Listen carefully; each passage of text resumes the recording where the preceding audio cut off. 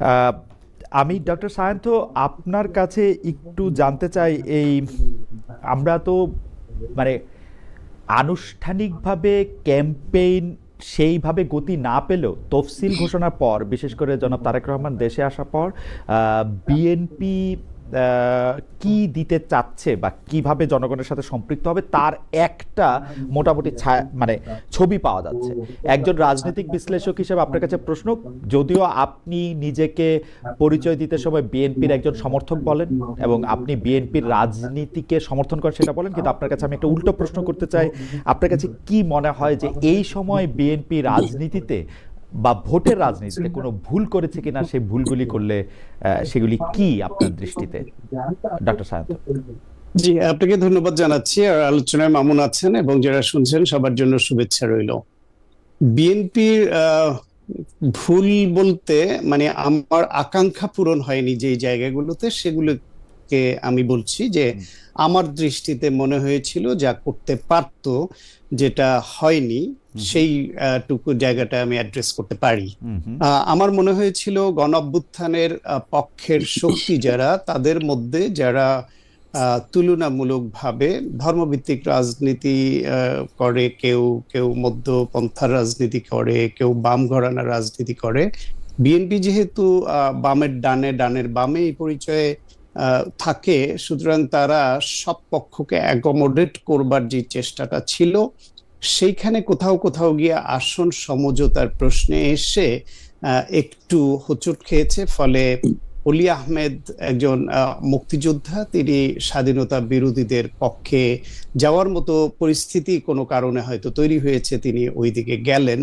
এইটা বিএনপির তরফ থেকে কিভাবে অলি আহমেদকে ধরে রাখা যায় একজন মুক্তিযোদ্ধা হিসেবে, মুক্তিযুদ্ধের পক্ষের শক্তির সঙ্গে, সেই চেষ্টাটায় কোথাও ঘাটতি ছিল কিনা জানি না।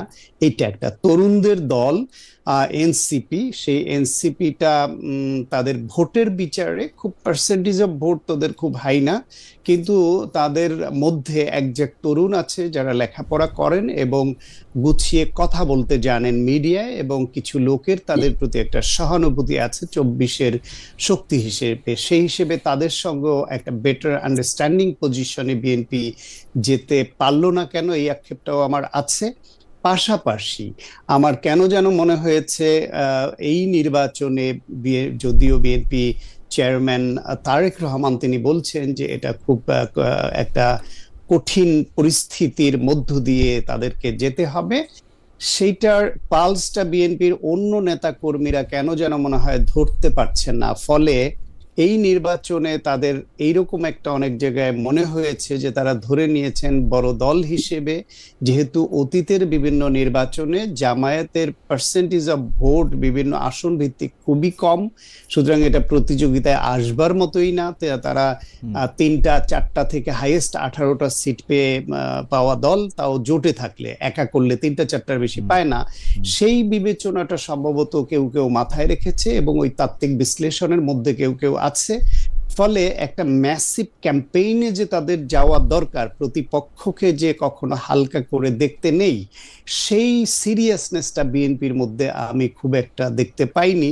বরং আমি এই উদাহরণটা দু এক জায়গায় দিয়েছি যে 1991 সনে আওয়ামী লীগ শুটকোটটাই বানিয়ে মন্ত্রণালয় ভাগ করে নিয়ে বসেছিল যে কে কোন মন্ত্রণালয়ে গিয়ে বসে পড়বে, কিন্তু বিএনপি তখন ডাকসুতে ছাত্রদল জিতলো এবং বেগম খালেদা জিয়ার এরশাদ বিরোধী আপসহীন ভূমিকার কারণে, ওই আন্দোলনে আপসহীন ভূমিকার ইমেজ নিয়ে বিএনপি এইরকম ব্যাপক প্রচারণা এবং ছাত্র সংসদের ওই ইমেজ, খালেদা জিয়ার ইমেজ নিয়ে তারা কাজ করলো মাঠে, এবং ফলাফল কি হয়েছে সবাই আপনারা জানেন।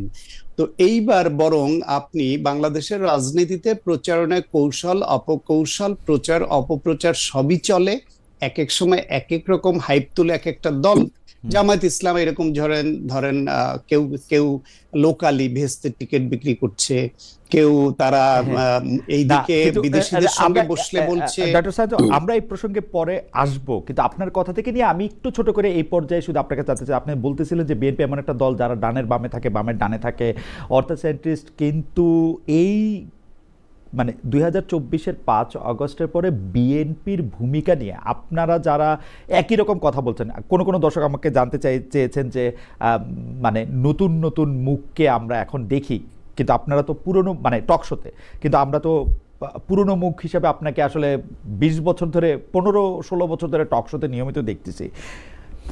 মজার ব্যাপার হচ্ছে, প্রশ্নটা করতে চাইছি এখানে, আপনারা একই রকম কথা এইবার যখন বলছেন 1971 মুক্তিযুদ্ধ, এবং কিছু ক্ষেত্রে আপনাদেরকে মনে হচ্ছে আপনারা যেন সেন্টার রাইট বিএনপিকে টেনে রাইটকে লেফট মানে মানে লেফটিস্ট রাইট মানে রাইটটাকে লেফটে নিয়ে যেতে চাচ্ছেন, একটু বাম ধারার রাইটে যেতে চাচ্ছেন, তত আপনাদের ভোট কমছে। আপনারা যত বেশি মুক্তিযুদ্ধের কথা বলছেন, যত বেশি জামায়াতকে রাজাকার বলতেছেন, যত বেশি জামায়াতের ধর্মনিরপেক্ষ রাজনীতির কথা বলতেছেন, তত আপনাদের ভোট কমতেছে। আপনাদের বলতে মানে বিএনপির ভোট কমতেছে। তো এই ব্যাপারটার সাথে আপনি একমত কিনা? যদি ভোট কমেও তারপরও আপনি আপনার সেই বক্তব্যে কনসিস্টেন্টই থেকে যাবেন কিনা? আমার মনে হয় ভোট কমছে কিনা সেটা ভোট হলে বোঝা যাবে, এক। দুই হলো, ভোট কমার পেছনে তো অনেকগুলো উপাদান কাজ করবে, বাড়লেও তার পিছনে অনেকগুলো উপাদান কাজ করবে। বরং বিএনপি তো শুধু 71 নিয়ে পড়ে থাকবে এমন দলও নয়, এবং সেটা উচিত নয়, সেটা করছেও না। আমি বরং বিএনপিকে দেখি, বা যারা বিএনপির পক্ষে কথা বলেন বা বিএনপির নীতি নির্ধারক পর্যায়ে যখন তারা থাকেন, আলাপ হয় যে আমি যে বিএনপিকে সমর্থন করি এটা অনেকটা শর্ত সাপেক্ষ সমর্থন, এবং এই শর্ত সাপেক্ষ সমর্থন বিএনপিকে অনেকেই করে। সেই শর্তগুলি কি? আপনি যদি বাংলাদেশের রাজনৈতিক পট পরিবর্তনের যে গুরুত্বপূর্ণ বাঁকগুলি বিশ্লেষণ করেন, গুরুত্বপূর্ণ ইভেন্টগুলি দেখেন, তাহলে বাংলাদেশের জন্ম থেকে শুরু করে বাংলাদেশের জন্ম একটা স্বাধীনতা যুদ্ধ, সেইখানে বিএনপি মুক্তিযুদ্ধের পক্ষের শক্তি, আওয়ামী লীগও রাজনৈতিক দল হিসেবে মুক্তিযুদ্ধের পক্ষের শক্তি ছিল, কিন্তু জামায়াত ছিল মুক্তিযুদ্ধের বিরোধী শক্তি এবং গণহত্যার অভিযুক্ত শক্তি। আবার আওয়ামী লীগ পরে এসে একদলীয় বাকশাল করলো, সেখানে গণতন্ত্র থেকে বিচ্যুত হলো, বহুদলীয় গণতন্ত্রে যে প্রবর্তনটা হলো, সেখানে জিয়াউর রহমানের একটা ক্রেডিট পয়েন্ট যোগ হয়ে গেল।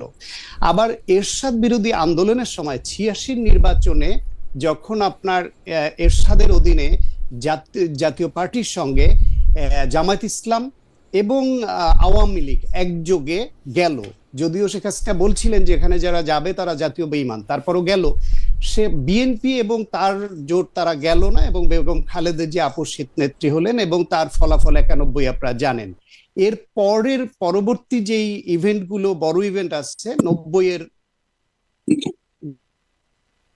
গণঅভ্যুত্থান, সেখানে শেষ পর্যন্ত বিএনপি, আওয়ামী লীগ, জামায়াত ইসলাম সবারই গণঅভ্যুত্থানে পক্ষের শক্তি হিসেবে ছিল।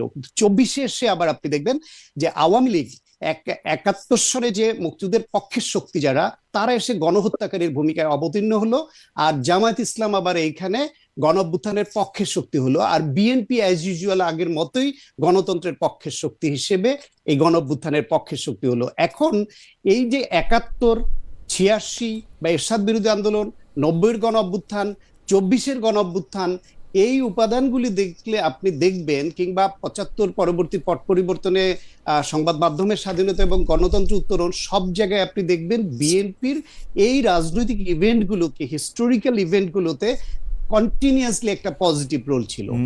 আর আওয়ামী লীগ যদি এখনো নিষিদ্ধ, তাদের এক সময় পজিটিভ ছিল, আবার নেগেটিভ ছিল, আর জামাতের এক সময় গণহত্যাকারীর অভিযুক্ত, আবার এইবার এসে গণঅভ্যুত্থানের পক্ষের। ফলে আমি যদি বাংলাদেশের রাজনৈতিক ইতিহাস পর্যালোচনা করি, এই সিদ্ধান্তে আসি যে এই যে শর্তগুলো ম্যাচ করে বিএনপি যাতে এ থেকে বিচ্যুত না হয়, সেখানে শুধু 71-কে আমরা স্টিক করতে চাই না। 71 আপনি একদম খুবই জোরালো ভাষা বলছেন, কিন্তু আপনার কাছে কি মনে হয় না যে বিএনপি একটি খুবই সুবিধাবাদী দল?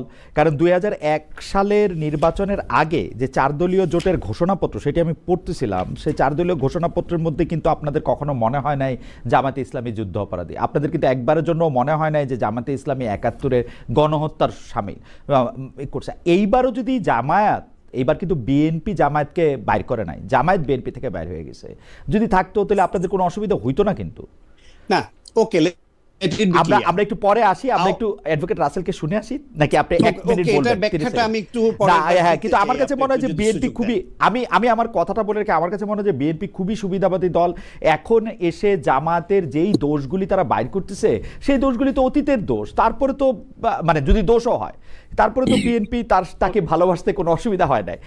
আপনার প্রশ্নটা আমি তুলে রাখলাম, এর পরের সময় আপনি সুযোগ জি আমি আপনাকে প্রশ্ন ছাড়াই আপনি এটি শুরু করেন। ইন দ্য মিন টাইম আমি এই যে লিফলেটটা দেখতেছিলাম, যেখানে মধ্যে খুব খুশি বেগম খালেদা জিয়াকে এবং জনাব মতিউর রহমান নিজামীকে 4 দলীয় জোট ঘোষণার সময়, সেটি আমরা দেখতে পাচ্ছিলাম। যাই হোক, আমি একটু জনাব অ্যাডভোকেট আল মামুন রাসেলের কাছে একটু আসতে চাই। অ্যাডভোকেট রাসেল, আমি জামায়াতের আমিরের ভেরিফাইড ফেসবুক পোস্টে, জনাব ডক্টর শফিকুর রহমানের ফেসবুক পোস্ট থেকে আমি একটু পড়ে শোনাই। সম্প্রতি লক্ষ্য করেছি কেউ কেউ জামাতে ইসলামের প্রতি সংহতি ও সহানুভূতি দেখাতে গিয়ে ভাতৃপ্রতিম সংগঠন ইসলামী আন্দোলন বাংলাদেশের ব্যাপারে অনাকাঙ্ক্ষিত বিভ্রান্তিমূলক বিভিন্ন মন্তব্য ও লেখালেখি সামাজিক যোগাযোগ মাধ্যমে শুরু করেছেন। আপনাদের প্রতি সবিনয় অনুরোধ রাখতে চাই, সত্যিই যদি আপনারা জামাতে ইসলামীকে ভালোবাসেন, তাহলে অনাকাঙ্ক্ষিত এই ধরনের সকল কাজ থেকে অবশ্যই বিরত থাকবেন। জামায়াতের মন মতো না হলে সোশ্যাল মিডিয়ায় যে ক্রমাগত আক্রমণ, এবং সেই আক্রমণের মধ্যে কোনো শালীনতা, কোনো ধরনের যুক্তি, কিচ্ছু ধারা, এইটাকে আপনি কিভাবে দেখেন, এবং জামায়াতের আমিরের পর অনুরোধের পর এইটা আসলে থামবে কিনা? অ্যাডভোকেট রাসেল। জি, অসংখ্য ধন্যবাদ খালিদ ভাই এই চমৎকার প্রয়াসে আমাকে যুক্ত করার জন্য। সাথে আমার সহ প্যানেলিস্ট সাখাওয়াত ভাইকেও ধন্যবাদ জানাচ্ছি, এবং ঠিকানার যারা দর্শক আছে তাদেরকেও অগ্রিম শুভেচ্ছা জানাচ্ছি। প্রথম কথা হচ্ছে খালিদ ভাই, আমি আসলে এটা আমাদের বাংলাদেশের কেন যেন একটা অপসংস্কৃতিতে পরিণত হয়েছে। আপনি শুধু বললেন যে জামাতের বিপক্ষ লিখলে মানুষ গালাগালি করে। আপনি আমার পেজে, আমি যে টকশোগুলোতে রিসেন্টলি টকশোগুলোতে আমি যাচ্ছি, আপনি আমার পেজে দেখবেন মানে শত শত, মানে আমি এমন কমেন্ট আমি নিজেও নিতে পারি না। আমাকে রাজাকারের বাচ্চা, পুরোপুরি রাজাকার, মা ধরে বাবা ধরে। এখন আমি এগুলোকে আসলে মানে বাংলাদেশে একটা অপসংস্কৃতিতে পরিণত হয়েছে। আমি এটা বলছি না তারা গালি দিলে আমি তাকে গালি দিতে হবে। কেউ আমার কুকুর আমাকে কামড় দিবে জন্য আমি কুকুরকে কামড় দেবো, আমি এটা কখনো বিশ্বাস করি না। এবং জামাত থেকে আমরা সবসময় এটা বিশ্বাস করি, যারা ইসলামকে ওন করে তাদের জন্য কিন্তু আল্লাহ তাআলা প্রত্যেকটা জায়গায় বলেছে, এবং সূরা আসরের মধ্যে বলেছে যে নিশ্চয় ক্ষতির মধ্যে তারাই, ওয়াল আসরে, সময়ের কসম, ক্ষতির মধ্যে তারাই আছে যারা ধৈর্য ধারণ করেছে, তারা ছাড়া, এবং কল্যাণের পথে মানুষকে ডেকেছে। মানে আপনি ধৈর্য ধারণ করলে আপনি ক্ষতির মধ্যে নেই, এটা আল্লাহ তাআলা একবারে কসম দিয়ে আল্লাহ তাআলা বলেছে। তার মানে যারা ইসলামকে ওন করে, এটা কি জামাত ইসলামে প্র্যাকটিস করা হয়? না, আমি আপনাকে হলপ করে বলতে পারি, যারা জামাতের কিছু আছে, জামাতের সাপোর্টার আছে, কিছু আছে জামাতের সাপোর্টার আছে পছন্দ করে, আর কিছু আছে হচ্ছে জামাতের একবারে সরাসরি। জামাতের কিছু আপনি ম্যান পাওয়ারের কিছু ক্যাটাগরিজ আছে, আপনি কর্মী, তাদের হচ্ছে রোকন, কিছু ক্যাটাগরিজ আছে। আমি মনে করি কোনো দায়িত্বশীল জায়গা থেকে কেউ কখনো এটা করে না। যারা পার্সোনালি পছন্দ করে, আসলে আমি একটা কথা বলি খালিদ ভাই, জামাতের ব্যাপারটা হচ্ছে, জামাতের একটা কালেকটিভ হ্যাপিনেস আছে, একটা কালেকটিভ সরোনেস আছে। মানে জামাতের যারা জনশক্তিরা, তারা যদি একজনে, আপনি দেখবেন জামাতের এই রিসেন্টলি গুম কমিশনে একটা আসছে যে জামাতের সবচেয়ে বেশি গুম হয়েছে, কিন্তু সবচেয়ে বেশি ফেরত আসছে। তার কারণ হচ্ছে জামাতের যদি সাতক্ষীরাতে কেউ একজন যদি গুম হয়, তাহলে প্রত্যেকটা উপজেলা, জেলা শহরে আপনি যাবেন, যাকে জিজ্ঞেস করবেন জামাতকে ওন করে, সে বলবে যে মনে হচ্ছে যে আমার ভাইকে আমি হারিয়ে ফেলেছি। মানে প্রতিবারটা এত বেশি জোরালো হয়। তার মানে তাদের যে কালেকটিভ হ্যাপিনেসটা একরকম, আবার কালেকটিভ সরোনেস, এই যে কেউ শহীদ হলে সে মনে করে নিজের ভাইকে হারিয়ে ফেলেছে, আবার কাউকে এতে তো কোনো সমস্যা নাই। কিন্তু আমার সমস্যা হচ্ছে কালেকটিভ মিথ্যা কথা বলায়, কালেকটিভ যে জিনিসটা করা হয় না সেই জিনিসটা তারা আরোপ করায়। আমি দেখি যে এই জিনিসটা, মানে আমাকে যদি আপনি রেটিং করতে বলেন, আওয়ামী লীগ ওইগুলি করেছে, এনসিপি ওইগুলি করেছে, জামায়াত ইসলামী সবচেয়ে বেশি করেছে। আমি আপনাকে শুরুতেই বলেছি, জামাত ইসলামের যখন আনন্দিত হয় সবাই মনে করে, আমি সাপোজ জামাত ইসলাম এবার এই নতুন বাংলাদেশে আমরা দেখেছি যে যত বড় বড় পোস্ট গুলো আছে, হ্যাঁ, যেমন আমাদের সুপ্রিম কোর্টের বারে সহকারী অ্যাটর্নি জেনারেল বা 150 জন আমরা দেখেছি, তার মধ্যে হয়তো 10 জন থেকে 12 জন হচ্ছে জামাতের, আর বেশিরভাগই বিএনপির। কিন্তু বিএনপির যদি কোনো কিছু মানে অ্যাচিভমেন্ট হয়, তাহলে তারা মনে করে পার্সোনালি আমি অ্যাচিভ করেছি। আর জামাতের যদি কোনো একজন সমর্থক যদি অ্যাচিভমেন্ট কোনো কিছু করে, তাহলে প্রত্যেকেই মনে করে যে আমি, এটা আনন্দটা আমার। এই জন্য জামাতের এই আনন্দের দিক থেকে তারা হচ্ছে কালেকটিভ হ্যাপিনেস, আবার হচ্ছে দুঃখের দিক থেকে তারা কেউ একজন ভাই আহত আমার কাছে কিন্তু এটা আমার খুবই ভালো লাগে জামায়াতের কালেকটিভ হ্যাপিনেসের কথা যেটা বলতেছেন সেটা আমি মানিও, কালেকটিভ সরনেসের কথা যেটা মানে দুঃখের কথা যেটা আপনি বলতেছেন সেইটাও আমি মানি। আমি আবারও বলি মানে এতে তো কোনো সমস্যা নাই, কিন্তু আমরা যখন জামায়াতের আমিরের সাথে কথা বলি, আমরা যখন আপনার সাথে কথা বলি, তখন আমরা একরকম প্রকাশ এবং প্রচার পাই। যখন আমরা দেখি যে আপনাদের বিপক্ষে কোনো কথা বললে এই আক্রমণটা কিভাবে আসে, সেইটা আমাদের আরেকটা এটা খালিদ ভাই, এটা কিন্তু সবার ক্ষেত্রে আজকে আপনি যদি আজকের এই শোতে আমি বিএনপির বিরুদ্ধে যতগুলো কথা বলবো, যারা বিএনপির ম্যান পাওয়ার আছে, যদিও ওনারা অন্য কাজে ব্যস্ত, যদি সোশ্যাল মিডিয়া অথবা হচ্ছে যে ভালো কাজগুলো টক শো দেখায়, এত সময় কিন্তু বিএনপির লোকজনের বা বিএনপির ম্যান পাওয়ারের কিন্তু এত সময় নেই। কিন্তু জামাতের এই জায়গাটা ঠিক আছে, তারা হচ্ছে এই যে খালিদ ভাইয়ের একটা টক শো, এই টক শোতে অনেক কিছু শিখতে পারবো, অনেক কিছু সমালোচনা সংযোজন বিয়োজন হবে, আমার জ্ঞানের গভীরতা বাড়বে, এই জন্য যে আসে, এটাকে আপনি তো সাধুবাদ জানানো উচিত যে তারা। আমি আপনাকে পড়ে শোনাই শহীদুল ওনার নাম। কেউ আপনাকে বকা দিলে তাকে জামায়াত মনে করেন, এটা একটা স্বপ্নদোষের মতো না ভাই। কেউ আমাকে বকা দিলে আমি তার সাথে এঙ্গেজ হইতে চেষ্টা করি, আমি দেখি তার ফেসবুক পেজে বা তার অন্যান্য সময় সে কি বলে, তো সেই জন্য আমি বুঝতে পারি। এই যে আপনি একটা কথা বললেন, এই কথাটা কি একটা জাতীয় টেলিভিশনে এইটা সরি মানে অনেক মানুষ এটা দেখে, জাতীয় টেলিভিশন না ধরেন, এটা ইয়াতে এটা বলার মতো কথা? আমি এগুলি প্রত্যেকটা কথা আমি এটা বলতে পারি আপনাকে, এটা আমি বললাম। কেউ আমাকে বকা দিলে আমি তাকে জামাত মনে করি, ব্যাপারটা এরকম না। একদম জামাতের নাম ধরেই, জামাতের কর্মীরাই, জামায়াতের লোকরাই দেয়, আমি এটা দেখেও দেখছি। অনেকে বলে কি, আমি বলি অ্যাডভোকেট হেলাল, আমি বলি অনেকে বলে যে এটা বট বাহিনী করছে, কিন্তু বট বাহিনী বলে কিন্তু কিছু নাই। প্রত্যেকটা বটের পিছনে একটা মানুষ আছে না, একটা মানুষ থাকে, মানুষ আছে, অবশ্যই। এখন বিষয়টা হচ্ছে আসলে আমরা মানুষকে, সাউন্ডটা বন্ধ হয়ে গেছে না, আমি শুনতে পাচ্ছি। আচ্ছা খালিদ ভাই আমরা যেকোনো একটা আইডি আইডেন্টিফাই কিভাবে করি? আমরা আইডেন্টিফাই করি এভাবে যে আইডিটা হচ্ছে প্রোফাইল পিকচারটা কার্ড দেয়া আছে। হ্যাঁ, আমি রিসেন্টলি আফ্রিকা গিয়েছি। আফ্রিকায় একজন আওয়ামী লীগের একজন নেতার সাথে আমার দেখা হয়েছে এই পূর্ব আফ্রিকায়।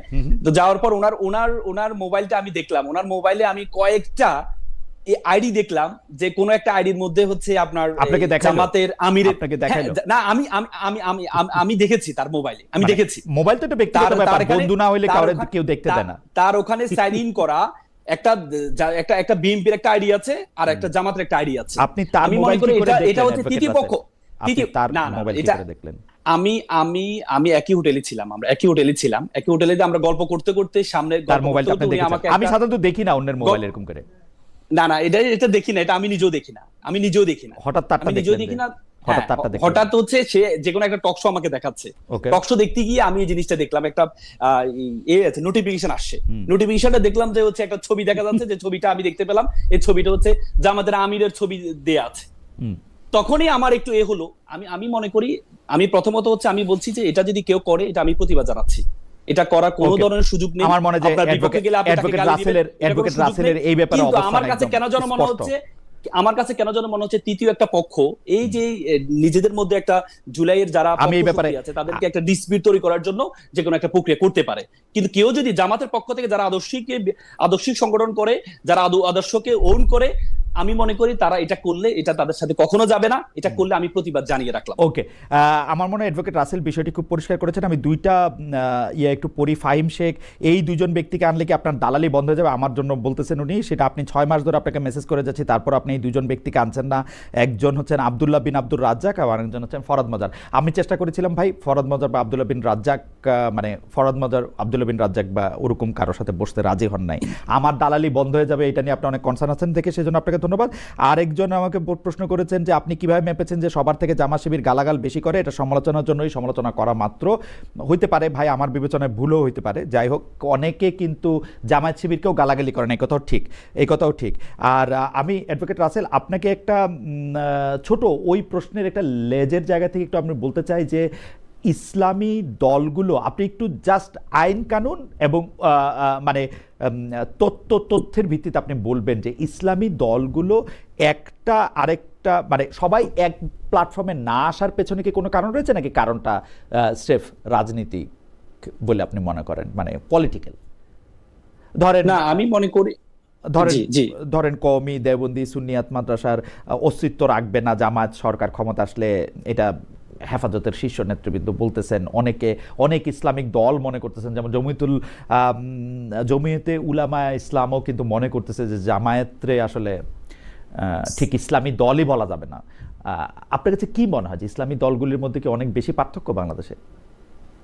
আমি আসলে খালিদ ভাই আমি এই জিনিসটা একটু দেখি, কারণ ইসলামকে যারা ওন করে তাদের মধ্যে হচ্ছে আপনি দেখেন আল্লাহ রাসূল কিন্তু নিজে বলেছেন যে আমার পরবর্তীতে ইহুদিদের যদি 71টা দল হয়, খ্রিস্টানদের যদি 72টা হয়, তাহলে মুসলিম মানে ইসলাম যারা ওন করে তাদের মধ্যে 73টা দল হবে, এভাবে বলেছেন। তার মানে আপনি দেখেছেন আমাদের 4টা মাযহাব আছে, 4টা মাযহাবে 4 রকম। এবং আপনি প্রথম যখন আসছিল হাম্বলি, শাফি, এক একজন মাযহাবের এগেইনস্টে কমপক্ষে 10 থেকে 15টা বই লিখেছে।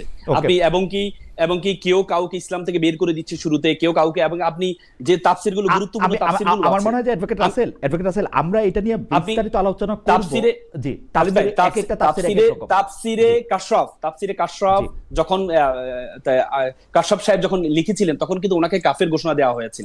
এজন্য ইসলামের দলের একটার মধ্যে আরেকজন এটা বলবে, কিন্তু এখন যে কাছাকাছি চলে আসছে। একসময় ইসলামী আন্দোলনও বলেছে, জামাতও ইসলামী আন্দোলনকে বলেছে, ইসলামী আন্দোলনকে জামাতকে বলেছে, কিন্তু এখন যে তাদের মধ্যে যে একটা ঐক্য, আমি মনে করি এটাকে কনফ্লিক্ট থিওরি বলে, দ্বান্দ্বিকতার মধ্যে নতুনত্ব পাবে। আমি এটাকে খারাপভাবে দেখি না। এখন কিন্তু কাছাকাছি চলে আসে, এখন ঐক্য দেখেন। অবশ্যই আমার কাছে এই যে কাছাকাছি চলে আসছে, এটাই আমাদের দেশের জন্য একটা শুভ লক্ষণ যে তারা কাছাকাছি চলে আসছে। এখন কাউকে তারা আপনাকে প্রশ্নটা করে রাখি, ডক্টর সায়ন্তকে যেমন প্রশ্নটা করেছেন আমি আপনাকে প্রশ্নটা করে রাখছি। আপনি বলছেন বটে কাছাকাছি চলে আসছে, কিন্তু আমি কিন্তু এটা দেখতে পাচ্ছি না কাছাকাছি চলে আসা। ভোটের সময়টার ব্যাপারটা এরকম, কিন্তু আপনি 4টা মাযহাব বা মাযহাব ছাড়া যারা আছেন, যারা নিজেদেরকে লামাযহাব বলেন, বা আপনি 73টা উপদল বা দলের কথা যেরকম বললেন তারা খুব কাছাকাছি চলে আসছে, সেটা আমি দেখি না।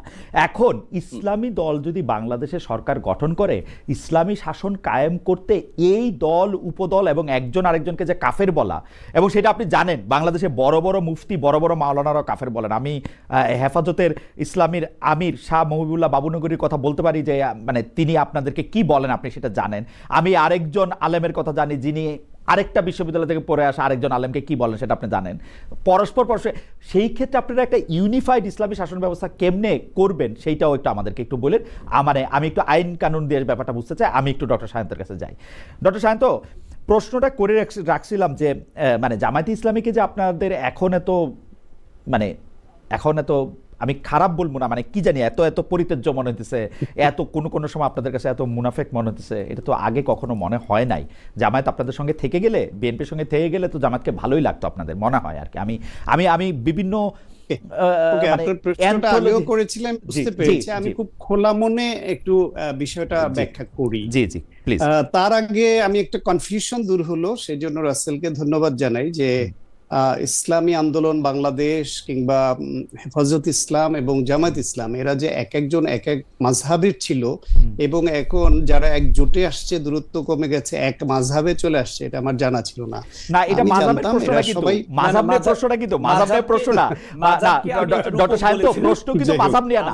না, এটা বললে আমি একটু বলি, অ্যাডভোকেট রাসেল আমি একটু বলি, প্রশ্নটা মাযহাবের একটা এক্সাম্পল বলেছিলাম। না, মাযহাবটা একটা এক্সাম্পল। আচ্ছা ঠিক আছে আমি এক্সাম্পল দিই। কিন্তু উনি বলছেন এটা খুবই সিগনিফিকেন্ট, উনি দেখতেছেন যে এটা কাছাকাছি চলে আসছে। এইটা আমি কাছাকাছি চলে আসছে মনে হচ্ছে তার, যেটা আমারও মনে হচ্ছে, কিন্তু এটা সাময়িক।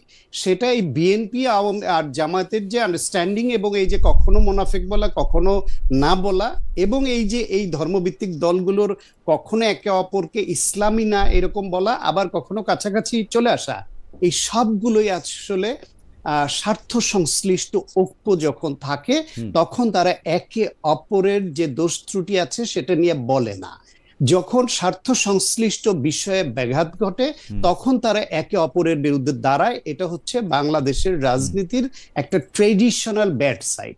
আপনি দেখেন যে 1971 সনে পরাজিত, গণহত্যার দায়ে অভিযুক্ত একটা দল তাদের সঙ্গে বাংলাদেশের স্বাধীনতার পক্ষের রাজনৈতিক শক্তি তৎকালীন আওয়ামী লীগ এবং মুক্তিযুদ্ধের স্বাধীনতার ঘোষণা দেওয়া সেক্টর কমান্ডার হিসেবে যুদ্ধ করা জেড ফোর্সের অধিনায়ক একজন লোক, তার গড়া দল, তাদের সঙ্গে তো এই জামায়াত ইসলামের ঐক্য হবার কথা ছিল না।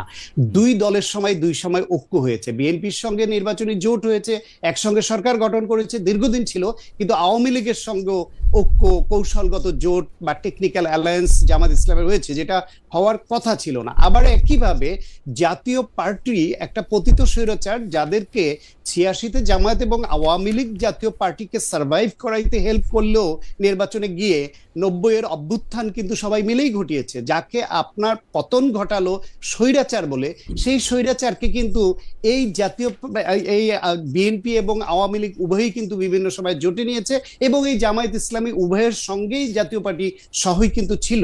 ধর্মভিত্তিক দলগুলো এই তারা একে অপরকে কাফের ঘোষণা করে, এই একে অপরকে ইসলামী নয় এরকম আখ্যা দেয়, আবার তারা ঐক্য হয়। এই সমস্ত কিছু একটা পলিটিক্যাল ইকুয়েশনের মধ্যে হয়।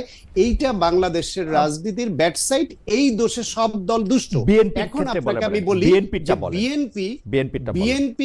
বিএনপি যখন জামায়াতকে সঙ্গে নিয়েছে, বিএনপি কখনোই বলেনি যে জামায়াত ইসলাম 1971 সনে মুক্তিযুদ্ধে বিরোধিতা করে নাই, তারা বাংলাদেশের বিরোধিতা করেছে এটাও বলে নাই, বলেছে সব সময় বলেছে। না, আমি বলি আপনাকে, সব সময় বিএনপি আওয়ামী লীগ যারাই করুক, জামাতের সঙ্গে যখন জোট করেছে, তারা জামায়াত মুক্তিযুদ্ধে বিরোধিতা করেনি এইটা মেনে নিয়ে ওই সূত্র ঐক্য করেনি। ঐক্য জামাত 1971 সালে মুক্তিযুদ্ধ বিরোধী ছিল, সেটা মেনে নিয়েও সময় আপেক্ষিকভাবে তারা রাজনৈতিক কৌশলের অংশ হিসেবে বা লাভবান হবার জন্য জামায়াতকে জোটে নিয়েছে।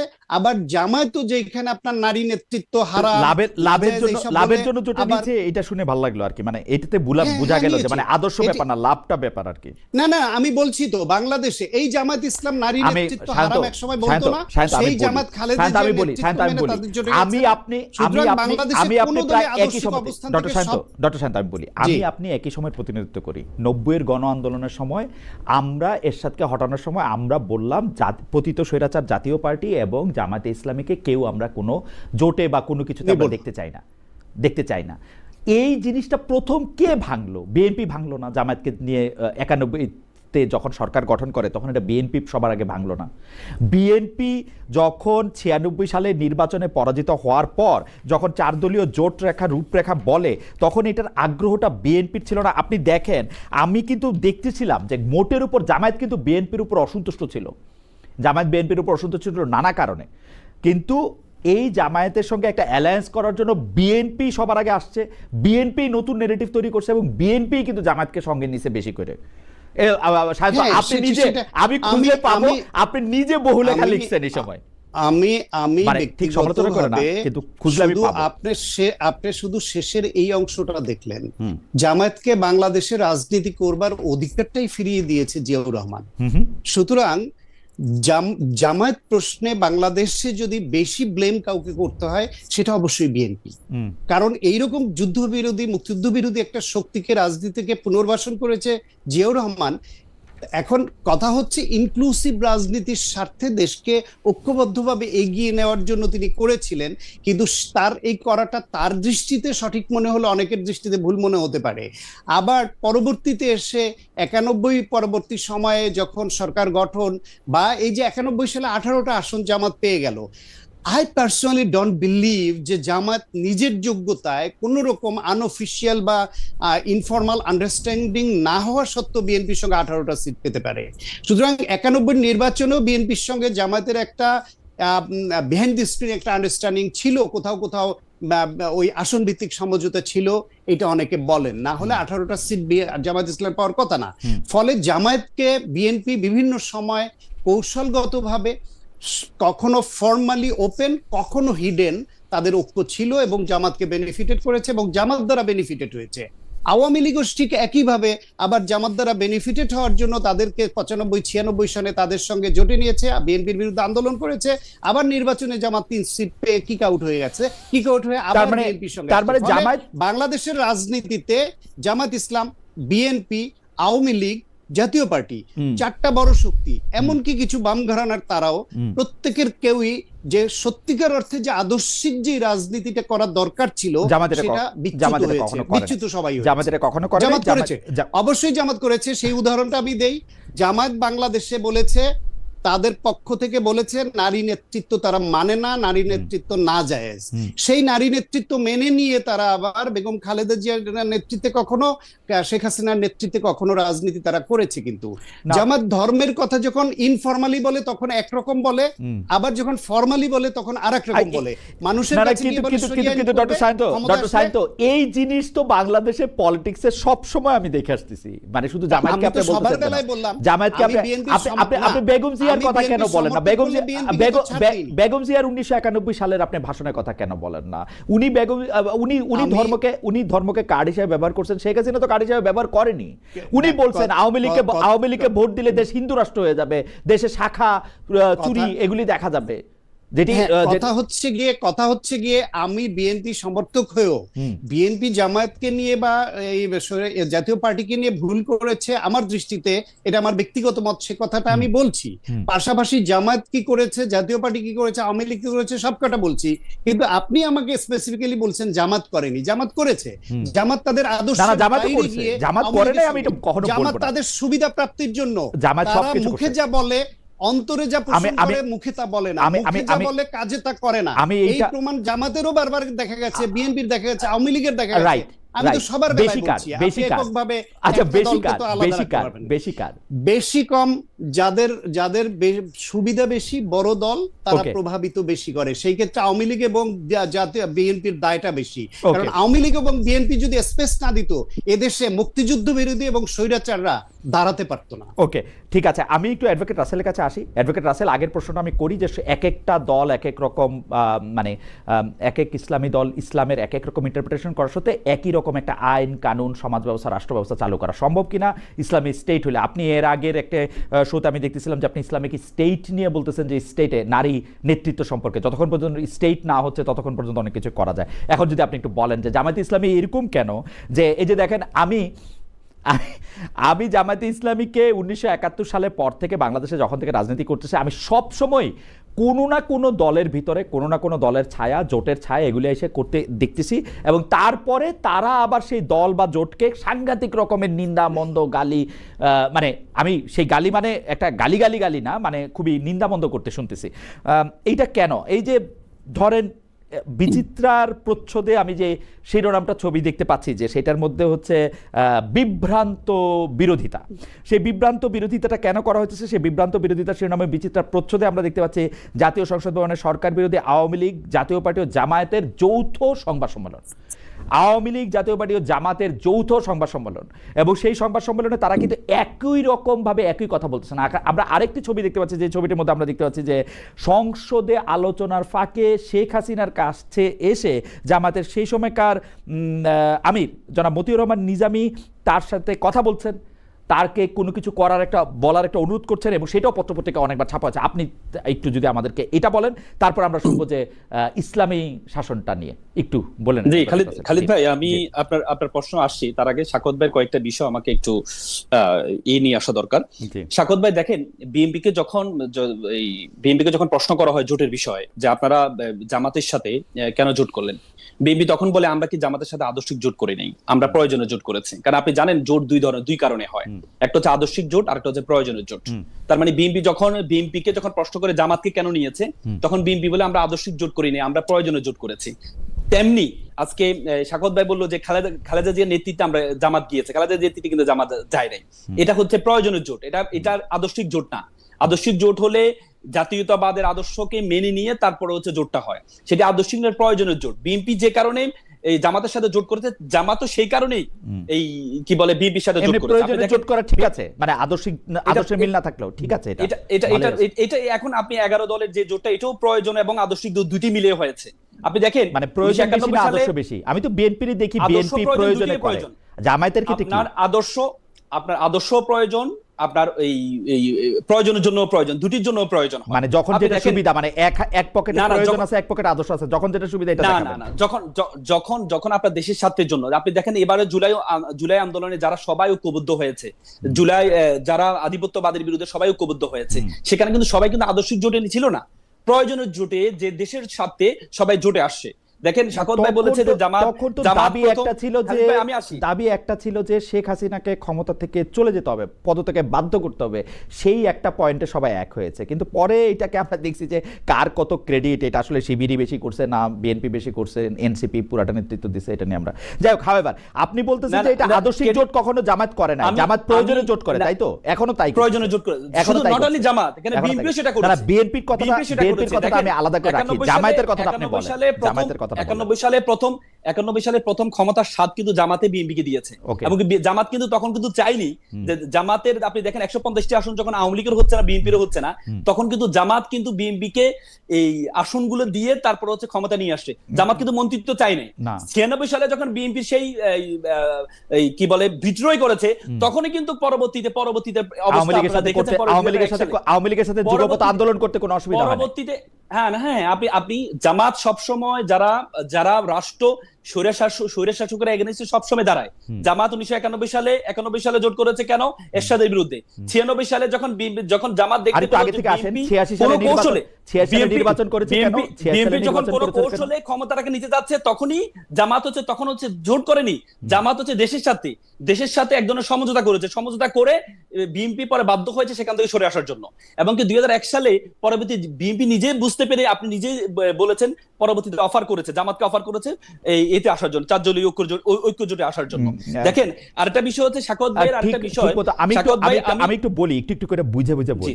জি, ধরেন আওয়ামী লীগ দলটি নিষিদ্ধ হওয়ার আগে, আওয়ামী লীগ দলটি তো এখন নিষিদ্ধ, এটা নিয়ে প্রশ্ন করা একটু মুশকিল, কিন্তু আওয়ামী লীগ যদি একটু ঠিক মতো অফার করতো, তাহলে আওয়ামী লীগ জামাতের সাথেও জোট করতে পারতো, বা জামায়াত আওয়ামী লীগের জোটে চলতে পারতো, যেহেতু আদর্শিক কোনো ব্যাপার নাই, সমঝোতা। বা ধরেন সামনে জামাত এখনো পর্যন্ত আওয়ামী লীগের সাথে কোনো জোটে যায় নাই। যুগপৎ আন্দোলনে এখনো পর্যন্ত তখন নির্বাচন ছিল না, তখন আন্দোলন ছিল, আন্দোলন ছিল কিসের এগেইনস্টে? দেশের স্বার্থে যখন আসছে, আমরা তো আসলে 71-এর চেতনা, আমি শাকত ভাই তো সবসময় 71 চেতনাকে নিয়ে আসে, কিন্তু তারেক রহমান সাহেব আমার খুব পছন্দনীয় একটা কথা তিনি বলেছিলেন যে আমাদের পূর্বপুরুষরা অতীত নিয়ে এত বেশি ঘাটাঘাটি করেছে, আমরা নতুন প্রজন্ম, আমরা কখনো অতীত নিয়ে ঘাটাঘাটি না করে আমরা দেশকে সামনে নিয়ে যাব। আপনি বলেন তো, কিন্তু এখন পর্যন্ত কোনটা অতীত ছাড়া আপনি বর্তমানে দাঁড়াবেন কেমনে? আপনার তো পাঠাতনে দাঁড়াতে হবে তো। অবশ্যই, কিন্তু আপনি মানে আপনারাই বা অতীতটারে বাদ দিয়ে দিতে চান কেন? সবারই তো অতীত ভালো জিনিস, তো অতীত তো ভালো জিনিস। Jamaat was very right in 71। দেখেন জামাতের অবস্থান খুবই ভালো ছিল তো 71 সালে। আপনারা সেটাকে আমি আপনাকে বলি 71-এর চেতনা কি? আমি তো মনে করি 71 চেতনা মানে দেশপ্রেম। 71-এর চেতনা যদি আমি এক কথাই বলি দেশপ্রেম, কিন্তু আপনি আজকে 54 বছরে আপনি বাংলাদেশে কি দেখেছেন? 54 বছরে দেশপ্রেম কোনটা? দেশপ্রেম কোনটা? চাঁদাবাজি করা কি দেশপ্রেম ছিল? আপনি লুট করা কোটি কোটি টাকা আপনি দেশ থেকে পালাতে, আপনি দেখেন, আপনি শত্রুরা পর্যন্ত বিশ্বাস করে জামাতের যে করাপশনের দিক থেকে, দুর্নীতির দিক থেকে, চাঁদাবাজির দিক থেকে জামাতের অবস্থাটা কত নিচে। আপনি 0.5% আপনি পাবেন না। আমি মনে করি এটা তর্কযোগ্য। অ্যাডভোকেট রাসেল, আমি মনে করি এটা তর্কযোগ্য। যেই বিএনপির আপনারা দুর্নীতিযুক্ত বলেন, সেই বিএনপিতে আপনাদের 2 জন বড় মিনিস্টার ছিল, 2 জন। কিন্তু আমাদের যে 2 জন মন্ত্রী ছিল, এই মন্ত্রীকে এখনো পর্যন্ত 11 সরকার চেষ্টা করেছে, এখনো পর্যন্ত দুর্নীতির একটা শব্দ পর্যন্ত জীবনে আমি শুনি নাই যে তারা কোনোদিন, এই যে আমি পুরো তারিখ লয়ে বসে আছি, জীবনে শুনি নাই যে তারা একটা প্রতিবাদ করছেন খালেদা জিয়া সরকারের। শরীয়তের আমি আপনাকে বলি, শরীয়তের বিধান কি জানেন? আমি আপনাকে বলি, শরীয়তের বিধান হচ্ছে আপনাকে প্রথমে যদি আপনি কোনো খারাপ কিছু দেখেন, প্রথমে আপনাকে হাত দিয়ে বাধা দিতে হবে। যদি আপনি হাত দিয়ে বাধা দেওয়ার সামর্থ্য আপনার না থাকে, তাহলে আপনাকে মুখ দিয়ে বলতে হবে। যদি মুখ দিয়ে বলার সামর্থ্য আপনার না থাকে, তাহলে অন্তর দিয়ে ঘৃণা করতে হবে। অন্তর দিয়ে ঘৃণা করে মানে আমি করবো না সেটা। আপনি দেখেছেন এই মাওলানা মতিউর রহমান নিজামী কৃষি মন্ত্রণালয়ে ছিল, জামাত শুরুতে বাধা দেওয়ার মাত্র 2 জন মন্ত্রী ছিল, মাত্র 18 জন। জামায়াতের পার্সেন্টেজ অনুসারে 2 জন ছিল। আপনি জামাতের কৃষি মন্ত্রণালয় থেকে শিল্প মন্ত্রণালয়ের মাওলানা নিজামীকে কেন নেওয়া হয়েছে? উনি কি বলে আপনার অবৈধ সুযোগটা না দেওয়ার কারণে ওনাকে বাধ্য করে ওনাকে কৃষি মন্ত্রণালয় থেকে শিল্প মন্ত্রণালয়ে নেওয়া হয়েছে। তারপরে উনি কি দুর্নীতি করার সুযোগ দেন নাই, নিজেও করেন না, অন্যকে সুযোগ দেন নাই। এবং কি আমি শরীয়তের বিধান অ্যাডভোকেট রাসেল, আপনি খুবই জ্ঞানী। আপনি আমাকে শুধু এটা বলেন যে হাত দিয়ে বাধা দিতে পারেন না, মুখ দিয়ে কিছু বলেন না, অন্তর দিয়ে ঘৃণা পোষণ করছেন, এর মধ্যে কোনটা? ওই দুজন ওই ক্যাবিনেটে ছিলেন, ওই দুজন অন্তর দিয়ে ঘৃণা পোষণ করছেন, অন্তর দিয়ে ঘৃণা পোষণ করছেন, মুখ দিয়ে বলেছেন এবং নিজে দুর্নীতি করে নাই সেটা প্রমাণ করেছেন। মুখ দিয়ে বলছেন দুর্নীতির কথা, মুখ দিয়ে বলছেন দুর্নীতির কথা। অবশ্যই কোথায় আপনি দেখেন মন্ত্রী থাকা অবস্থায় মন্ত্রিসভার দুর্নীতির কথা বলছেন, কোথায় এটা? আপনি জামাত যদি ওই সময় কথা বলতো তাহলে দেশের সাথে গভর্নমেন্টটা কন্টিনিউ করা কঠিন হয়ে যেত। শুধুমাত্র দেশের সাথে ঐক্য নষ্ট হওয়ার সাথে জামাত প্রথম বিএনপির দুর্নীতির কথা কবে বলছে? আমি বলি জামাত বিএনপির দুর্নীতির কথা কবে কখন বলছে? তখন জামাত আনুষ্ঠানিক 2009, 10, 11, 12, 13 কখন বলছে বিএনপির দুর্নীতির কথা? আপনারা জামাত আনুষ্ঠানিকভাবে কখনো বলেনি। জামাত আনুষ্ঠানিকভাবে কেন বলে নাই? সরকার থেকে বাইরে হয়ে বলে নাই কেন? সরকার থেকে বাইরে মধ্যে আপনি আছেন, অবশ্যই সবসময় বলেছে। সরকার থেকে বাইরে হয়ে বলে নাই কেন? 9, 10, 11, 12, 13 বলে নাই কেন? সরকার থেকে বের হওয়ার পর সবসময় বলেছে, কিন্তু যখন বিএনপি দুর্নীতি করেছে এটা বলেছে। আপনি এটা তো একবারে পরিষ্কার ছিল, এটা খালিদ ভাই, এটা একবারে পরিষ্কার ছিল। আমি কেন মিস করে গেলাম? এটা একবারে পরিষ্কার ছিল, সবাই বলেছে, একবারে পরিষ্কার করেছিল, কিন্তু অবস্থাটা কি ছিল তখন? 9, 10, 11 পরবর্তীতে অবস্থাটা কি ছিল? বাংলাদেশের অবস্থাটা এমন ছিল, আপনি যখন আমাদের উপর ফেসিজম আমাদের মাথার উপর ছিল, ওই সময় যখন ইন্টারনাল ভাবে আপনি এই জিনিসগুলোকে প্রকাশ করা হয়, তাহলে ঐক্য থাকে না, দেশের সাথে ঐক্য থাকে না।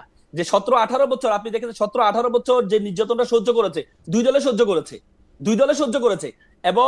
এবং সবসময় আমার একটা মনে আছে, আমি খালিদ ভাই একটা কোট এন্ড আনকোট করে বলি, বেগম জিয়া 2008 সালে ইলেকশনে ওনার যে আসনটা, ফেনীর যে আসনটা, সেই আসনে আমার কাছে মনে আছে উনি একটা ছাত্র শিবিরের একটা প্রোগ্রামে আসছিলেন, ইফতার পার্টিতে আসছিলেন, একটা ইফতার ছাত্র শিবির অথবা জামাতের একটা ইফতার পার্টিতে আসছিলেন।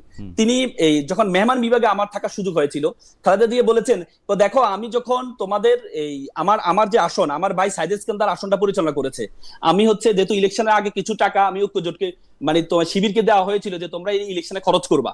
যেদিন আমি জয়লাভ করলাম, পরের দিন তার একটা বস্তা ভরে সে অনেকগুলো আপনার ভাউচার নিয়ে আসছে এবং কি টাকা নিয়ে আসছে, বললো যে এই যে ভাউচার আমরা খরচ করেছি, এই টাকাগুলো উদ্বৃত্ত ছিল, এই উদ্বৃত্তগুলো আমরা নিয়ে আসছি।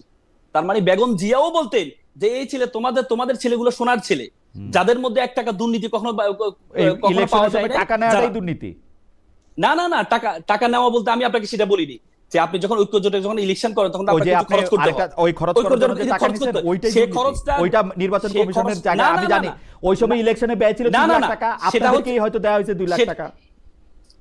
না, সেটার খরচ সহ, কোথায় খরচ হয়েছে, কোথায় এভরিথিং ভাউচার সহ, এবং যে টাকা ব্যাক আছে সে টাকা পর্যন্ত ব্যাক দিয়েছে। আমার মনে হয় যে আপনি ঠিকই বলতেছেন। এই যে আপনাদের একজন দর্শক রফিক মমিন, উনি খুব সুন্দর করে বলছেন, রফিক মমিন 4898, তিনি বলছেন, খালেদ মহিউদ্দিন সাহেব আপনি জামায়াতের চরিত্র হনন করার এজেন্ডা নিয়ে নামছেন, আওয়ামী মালিকানাধীন টিভিতে চাকরি করতেছেন, আর ওখান থেকেই টাকা নিয়ে আওয়ামী এজেন্ডা নিয়ে মাঠে নামছেন। Thank you. আমার অ্যাডভোকেট রাসেল, আমি আইডিটাতে ঢুকেন, আপনি খালিদ ভাই আপনি আইডিটাতে সুযোগটাকে পূর্ব আফ্রিকার আওয়ামী লীগের লোক, তাই না? না, আপনি দেখেন আপনি আইডিটাতে ঢুকেন। ওকে, অসুবিধা নাই, আমি আইডিটাতে ঢুকবো, এগুলো আমি দেখি আইডি দেখি। অ্যাডভোকেট রাসেল, এখন আপনি যদি, আমার কাছে মনে হয় যে অ্যাডভোকেট রাসেল তার বক্তব্য তিনি স্পষ্ট করেছেন, জামায়াত কেন কখন কার সাথে কিভাবে রাজনীতি করেছে। আমার কাছে মনে হচ্ছে যে তিনি তার বক্তব্য স্পষ্ট করেছেন এবং আমার তার কথা পছন্দও হয়েছে। আমি যদি এখন আমার রাসেল আপনার সাথে কথা বলতে গিয়ে আসলে অনেকটা সময় পার হয়ে গেল, এখন যদি আমার প্রশ্নের দ্বিতীয় অংশে যদি আপনি আসতেন, সেটা হচ্ছে যে বিভিন্ন ইসলামিক দলগুলো তাদের মধ্যে শরীয়তের বিধান মারার ক্ষেত্রে পার্থক্য থাকা সত্ত্বেও সেইটা আসলে কিভাবে রাষ্ট্র পরিচালনায় একরকমভাবে এটা করতে পারা যাবে, কারণ এটা, এবং আপনি কেন কাছাকাছি মনে করছেন। আমি প্রশ্নটা পুরো করি, তাহলে আপনি একটু বুঝতে পারবেন। আমরা দেখেছি যে 4 দলীয় জোট ক্ষমতায় আসার পরে, মানে 2001 সালের পরে 2002 সালের 5 জানুয়ারি পত্রপত্রিকাতে যে খবর প্রকাশিত হচ্ছে, সেই খবরটা হচ্ছে অনেকটা এরকম: মাওলানা দেলোয়ার হোসেন সাইদি 4 দলীয় জোটের মন্ত্রী ও এমপিদের উপস্থিতিতে নারায়ণগঞ্জে একটা ওয়াজ মাহফিল হতেছে, সেইখানে তিনি বলতেছেন, তাকে কোট করতেছি, কোর্ট দিয়ে ফতোয়া নিয়ন্ত্রিত হবে না, বরং ফতোয়া দিয়ে কোর্ট নিয়ন্ত্রিত হবে, সকল ভাস্কর্য ভেঙে ফেলা হবে। এইটা হচ্ছে তার বক্তব্য। আমার প্রশ্ন, আপনি পিছনে আইনের বই নিয়ে আছেন, আপনি একজন তরুণ আইনজীবী, আপনি এই বক্তব্যের সাথে কি একমত? আমার কেন এই প্রশ্ন মাথায় আসে, এই বক্তব্য কিন্তু দেলোয়ার হোসেন সাঈদী ইলেকশনের আগে দেন নাই, তাহলে আমরা বুঝতাম যে হ্যাঁ কোর্ট দিয়ে ফতোয়া হবে না, ফতোয়া দিয়ে কোর্ট নিয়ন্ত্রিত হবে। এখন যেমন জামাত ইসলামী বলতেছেন না যে আসলে ব্যাপারটা কি, আপনি এটা নিয়ে যদি একটু বলেন যে একরকম ভাবে এটা করা যাবে কিনা, কারণ আমরা এইটা একটা মাত্র কথা না, এরকম অসংখ্য কথা আমরা 2001 থেকে 2006 সাল পর্যন্ত শুনছি। দেখেন, আমার প্রথম কথা হচ্ছে ইসলাম কখনো ইসলামে একটা বিধান আছে যে আল ফিতনা তো আসাদ্দ মিনাল কাতলে, মানে হচ্ছে ফিতনাটা হচ্ছে হত্যা থেকে নিকৃষ্ট। ফিতনা মানে বিশৃঙ্খলা তৈরি করা। ইসলামী স্টেটের যে পলিসি, জামাতের আমির কিন্তু বলেছে যে দেশের জনগণ যদি সম্মতি দেয় তাহলে আমরা আইন পরিবর্তন করব, কিন্তু বিদ্যমান আইন, বাংলাদেশের বর্তমান যে বিদ্যমান আইন আছে সেই বিদ্যমান আইনে মাত্র 5 থেকে 10% আছে ইসলাম বিরোধী, আর বেশিরভাগই হচ্ছে ইসলামের। আপনি দেখেন আমাদের পার্সোনাল ল আছে, পার্সোনাল যে লটা আছে, এই পার্সোনাল ল প্রত্যেক ধর্ম মেনে চলে, প্রত্যেকটা ধর্ম নিয়ম কানুনগুলো, হ্যাঁ পারিবারিক ল গুলো মেনে চলে। কিন্তু আপনি 5 থেকে 10%, আপনি দেখেন ইসলামে মদকে নিষিদ্ধ করা হয়েছে। আমার কাছে আমাদের বর্তমান যে আইনটা, আমার মনে হয় যে বর্তমান যে আইনটা আপনি দেখেন আমাদের সংবিধান 15-16 বার পরিবর্তন হয়েছে, বাংলাদেশে বর্তমান বাংলাদেশে আইনে তো মদ, বাংলাদেশে আমি আসছি, আমি শেষ না করলে আপনি এটা মানে না কিন্তু আপনি এগুলি ব্যাখ্যা করেন, এগুলি কথা বললে আপনি ব্যাখ্যা করেন। 5 থেকে 10% আইন যদি থাকে, আমি বলি 5 থেকে 10% আইন যদি থাকে যেটা ইসলাম বিরোধী, আপনি 2-3টার কথাও বললেন একটু, তাহলে আমি বুঝতে পারবো। হ্যাঁ আমি কারণ বলছি, বলেন। আমি খালিদ ভাই বলছি, যেমন আপনি দেখেন আমার কাছে মনে হচ্ছে আমাদের যে প্রচলিত আইন ইসলামী আইন থেকে আরো বেশি রেডিক্যাল, আরো বেশি কঠিন। কেন কঠিন আপনি দেখেন, ইসলামিক আইনে 5 থেকে 10% আমি বলি আমাদের দেখেন, আমাদের এই মদ শুধু হচ্ছে মুসলমানদের জন্য নিষিদ্ধ। ইসলাম হচ্ছে মুসলমানদের নিষিদ্ধ, যারা অন্য ধর্মাবলম্বী আছে তাদের জন্য মদ নিষিদ্ধ না, কিন্তু আমাদের বাংলাদেশের আইনে মদ সবার জন্য নিষিদ্ধ। তারপর আপনি দেখেন যে শুকরের মাংস আমাদের ইসলামিক আইনে শুকরের মাংস নিষিদ্ধ হচ্ছে মুসলমানের জন্য, অমুসলিমের জন্য নিষিদ্ধ না। কিন্তু আমাদের আইনে শুকরের মাংস আমদানি করা, এটা কি ইসলাম বিরোধী? এই আইনটা কি ইসলাম বিরোধী?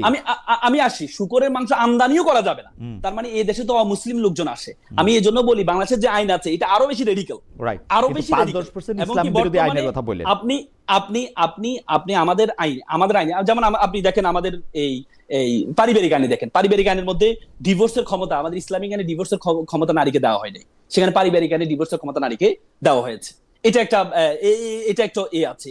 তারপর হচ্ছে নারী পুরুষ সমান, আমাদের ইসলামে আছে উত্তরাধিকার যে সাকসেশনের যে বিষয়টা আছে 2 এবং 1 সেখানে সমান করা হয়েছে।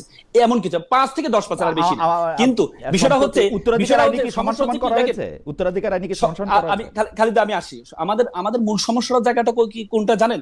আমাদের আইন আছে কিন্তু আইনের প্রয়োগ নেই। না দেখেন I am losing my patience, মানে লার্নেড কাউন্সিল, আপনি কিন্তু প্রতিটা কথা আপনি বলতেছেন এবং এইটার পক্ষে আপনি কোনো যুক্তি দিচ্ছেন না, বরং আপনাকে যারা পছন্দ করে তখন আপনি বলতেছেন যে তারা বলতেছে যে আমি কুতর্ক করতেছি। ভাই আপনি বলতেছেন 5 থেকে 10% ইসলাম বিরোধী আইন আছে, ভাই আপনি আমার ইসলাম বিরোধী আইন আগে দেখান না। আপনি বলতেছেন যে মদ, আমি তো দেখালাম, আমি তো ডিভোর্সটা দেখাইছেন ইসলাম বিরোধী আইন যে মদ বাংলাদেশে শুধু মুসলমানদের জন্য নিষেধ, এটা ইসলাম বিরোধী আইন না আমি সেটা বলি নাই তো বলেন স্পেসিফিক ইসলাম বিরোধী আইন। মিসকোট করছেন। আমি বললাম বাংলাদেশ ইসলামে হচ্ছে শুধু মুসলমানের জন্য নিষিদ্ধ, আর বাংলাদেশের যে আইন এই আইনটা হচ্ছে সকল ধর্মের জন্য নিষিদ্ধ। অ্যাডভোকেট রাসেল, আমি আপনাকে অনুরোধ করছি ইসলাম বিরোধী আইনের উদাহরণ দেখান। তা আমি তো বললাম যে নারী যে ডিভোর্সের যে ক্ষমতা, নারীর ডিভোর্সের ক্ষমতা ইসলামে দেয় নাই, কিন্তু আমাদের প্রচলিত আইনে নারী তারপরে স্ত্রী তার স্বামীকে ডিভোর্স দিতে পারবে। আচ্ছা, এইটা আপনি তার স্বামীকে ডিভোর্স দিতে পারতেছেন, আপনি ইসলাম বিরোধী তাই তো? হ্যাঁ, এটা আমাদের আইনে আছে যে আপনি শুধু স্বামীকে ক্ষমতা দেওয়া হয়েছে। আচ্ছা, এইটা হচ্ছে ইসলাম বিরোধী আইন। আর যে সম্পত্তির ক্ষেত্রে 2 আর 1 এর ক্ষেত্রে সমানের একটা প্রস্তাবনা আছে, হয় নাই এখনো সমান প্রস্তাবনা আছে, পাস হয়নি, প্রস্তাবনা আছে। তা আপনি তো বলেন এটা আইন, পাস হয়নি, প্রস্তাবনা আছে, দুইটা তো 2 জিনিস তাই না? পাস হয়নি, লার্নেড কাউন্সিল, দুইটা তো 2 জিনিস। তো ওইটা একটা পাস হয় নাই, তাহলে আপনি বলতেছেন যে এখন পর্যন্ত একটা পাওয়া গেল যে নারীদের ডিভোর্সের যে ক্ষমতা দেয়া আছে সেটা ইসলাম বিরোধী, আপনারা আসলে সেটা চেঞ্জ করবেন তাই তো? না চেঞ্জ এটা শুনেন, ইসলামের চেঞ্জের একটা বিষয় আছে। ইসলাম হুট করে চেঞ্জের বিশ্বাসী না। আপনি দেখেন মদ যখন নিষিদ্ধ করা হয়েছে, প্রথম ইসলামের নিয়ম হচ্ছে প্রথম হচ্ছে সচেতনতা তৈরি করা, প্রথম হচ্ছে ইসলামের সচেতনতা তৈরি করবে। দেখেন মদ যখন নিষিদ্ধ করা হয়েছে প্রথমে বলেছে মদটা হচ্ছে ক্ষতিকর বস্তু, এরপরে দ্বিতীয় ট্রামে বলেছে মদ খাওয়া অবস্থায় তোমরা নামাজ চলা অবস্থায় তোমরা মদ খেও না, তৃতীয়বার নিষিদ্ধ করা হয়েছে। তার মানে ইসলামের প্রত্যেকটা জিনিস হচ্ছে ধারাবাহিক ভাবে হবে। আপনি হুট করে কোনো কিছু নিষিদ্ধ করে দেওয়া।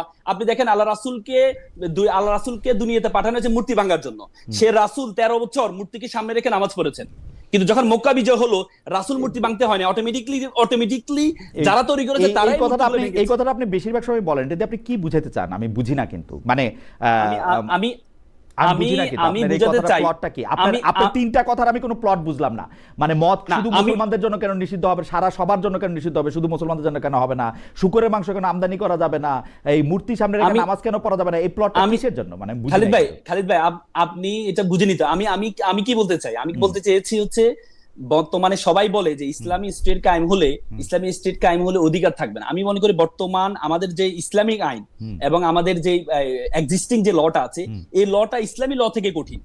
যেখানে মদের বিষয়ে ইসলামী ল বলেছে শুধু মুসলমানের জন্য নিষিদ্ধ, সেখানে আমাদের আইনে শুধু মুসলমান না সকল ধর্মের জন্য নিষিদ্ধ, কিন্তু ব্যাপারটা হচ্ছে আমার জানা মতে যেই সব দেশে ইসলামিক আইন আছে সব দেশে একই অবস্থা। সৌদি আরবে সকলের জন্যই মদ নিষিদ্ধ, আপনি মদ কোথাও আমি ওইটা বলি না। সৌদি আরবে কিন্তু প্রচুর বিদেশি লোক কাজ করে। আমি শরীয়তের বিধানের কথা বলছি, কুয়েতের কথা বলতেছি, আমি কাতারের কথা বলতেছি, বাহরাইনের কথা বলতেছি, ওমানের কথা বলতেছি, আমি কোথাও মানে যেইখানে শরীয়তের বিধান আছে সেখানে শরীয়তের বিধানে অমুসলমান থাকুক আর নাই থাকুক মদ শুকর সেগুলি নিষিদ্ধই। আমি তো সেটাই বললাম, কিন্তু শরীয়তে শুধুমাত্র মুসলমানের জন্য নিষিদ্ধ করা হয়েছে। ওকে, শরীয়তে মদ আর শুকর বিধর্মীদের জন্য নিষিদ্ধ করা হয়নি। কিন্তু আমি বলেছি যে ইসলামে আইনটা হচ্ছে আরো একটু সহজ, ফ্লেক্সিবল, কিন্তু এটাকে আমাদের এক্সিস্টিং ল আমার প্রশ্ন কিন্তু সেটা ছিল না অ্যাডভোকেট রাসেল। আমার প্রশ্ন ছিল হচ্ছে যে এক একটা জায়গায় তো এক এক রকম, আপনি যখন কোর্ট ফতোয়া দিয়ে চলবে আপনি যখন বলতেছেন, আপনি আমার থেকে অনেক ভালো জানেন যে 4টা মাযহাবে 4 রকম বিষয়ে 8 রকম ফতোয়া আছে, এবং আপনি যদি আমরা সিয়াসিত্তা যেগুলিকে বলি সেগুলি যদি বুখারী, তিরমিজি, সুনানে আবু দাউদ এবং ইবনে মাজাহ আমি যাইটার মধ্যেই দেখি না কেন সেগুলির মধ্যে কিন্তু প্রচুর মানে গ্রে এরিয়া আছে। তো আপনি ফতোয়া দেওয়ার জন্য, এখন ফতোয়া দিয়ে কোর্ট চলবে এটা কি আপনাদের মাথায় আসে কিনা আমি এটা জানতে চাইছিলাম, এবং কোন ফতোয়া আপনারা একই মতো কেমনে করবেন, আমি আপনাকে বলি ইসলামে হারামের বিষয়ে স্পেসিফিক করা আছে। ইসলামে একবারে স্পেসিফিক করা আছে কোনটা হারাম, কিন্তু হালালের বিষয়ে স্পেসিফিক করা নেই। কারণ মানে ইসলামে বেশিরভাগই হালাল, কিন্তু স্পেসিফিক করে বলা আছে কোনটা হারাম। তার মানে এই যে কয়েকটা জিনিস হারাম, ইসলাম কিন্তু এই জন্য ইউনিফাইড করা হয়েছে। ইসলামের নির্দিষ্ট জিনিসকে হারাম করা হয়েছে, এটা ইসলামের যে এক্সিস্টিং ল আছে, আপনাকে কোরআন এবং সুন্নাহ, আপনি প্রত্যেকটা জিনিস একবারে আপনার জুতাই সেলাই থেকে রাষ্ট্র পরিচালনা পর্যন্ত প্রত্যেকটা জিনিস আপনি কোরআন এবং সুন্নাহর মধ্যে পাবেন, এবং কোনটা হারাম আর কোনটা হালাল আপনি সবকিছু পাবেন। আমার মনে হয় যে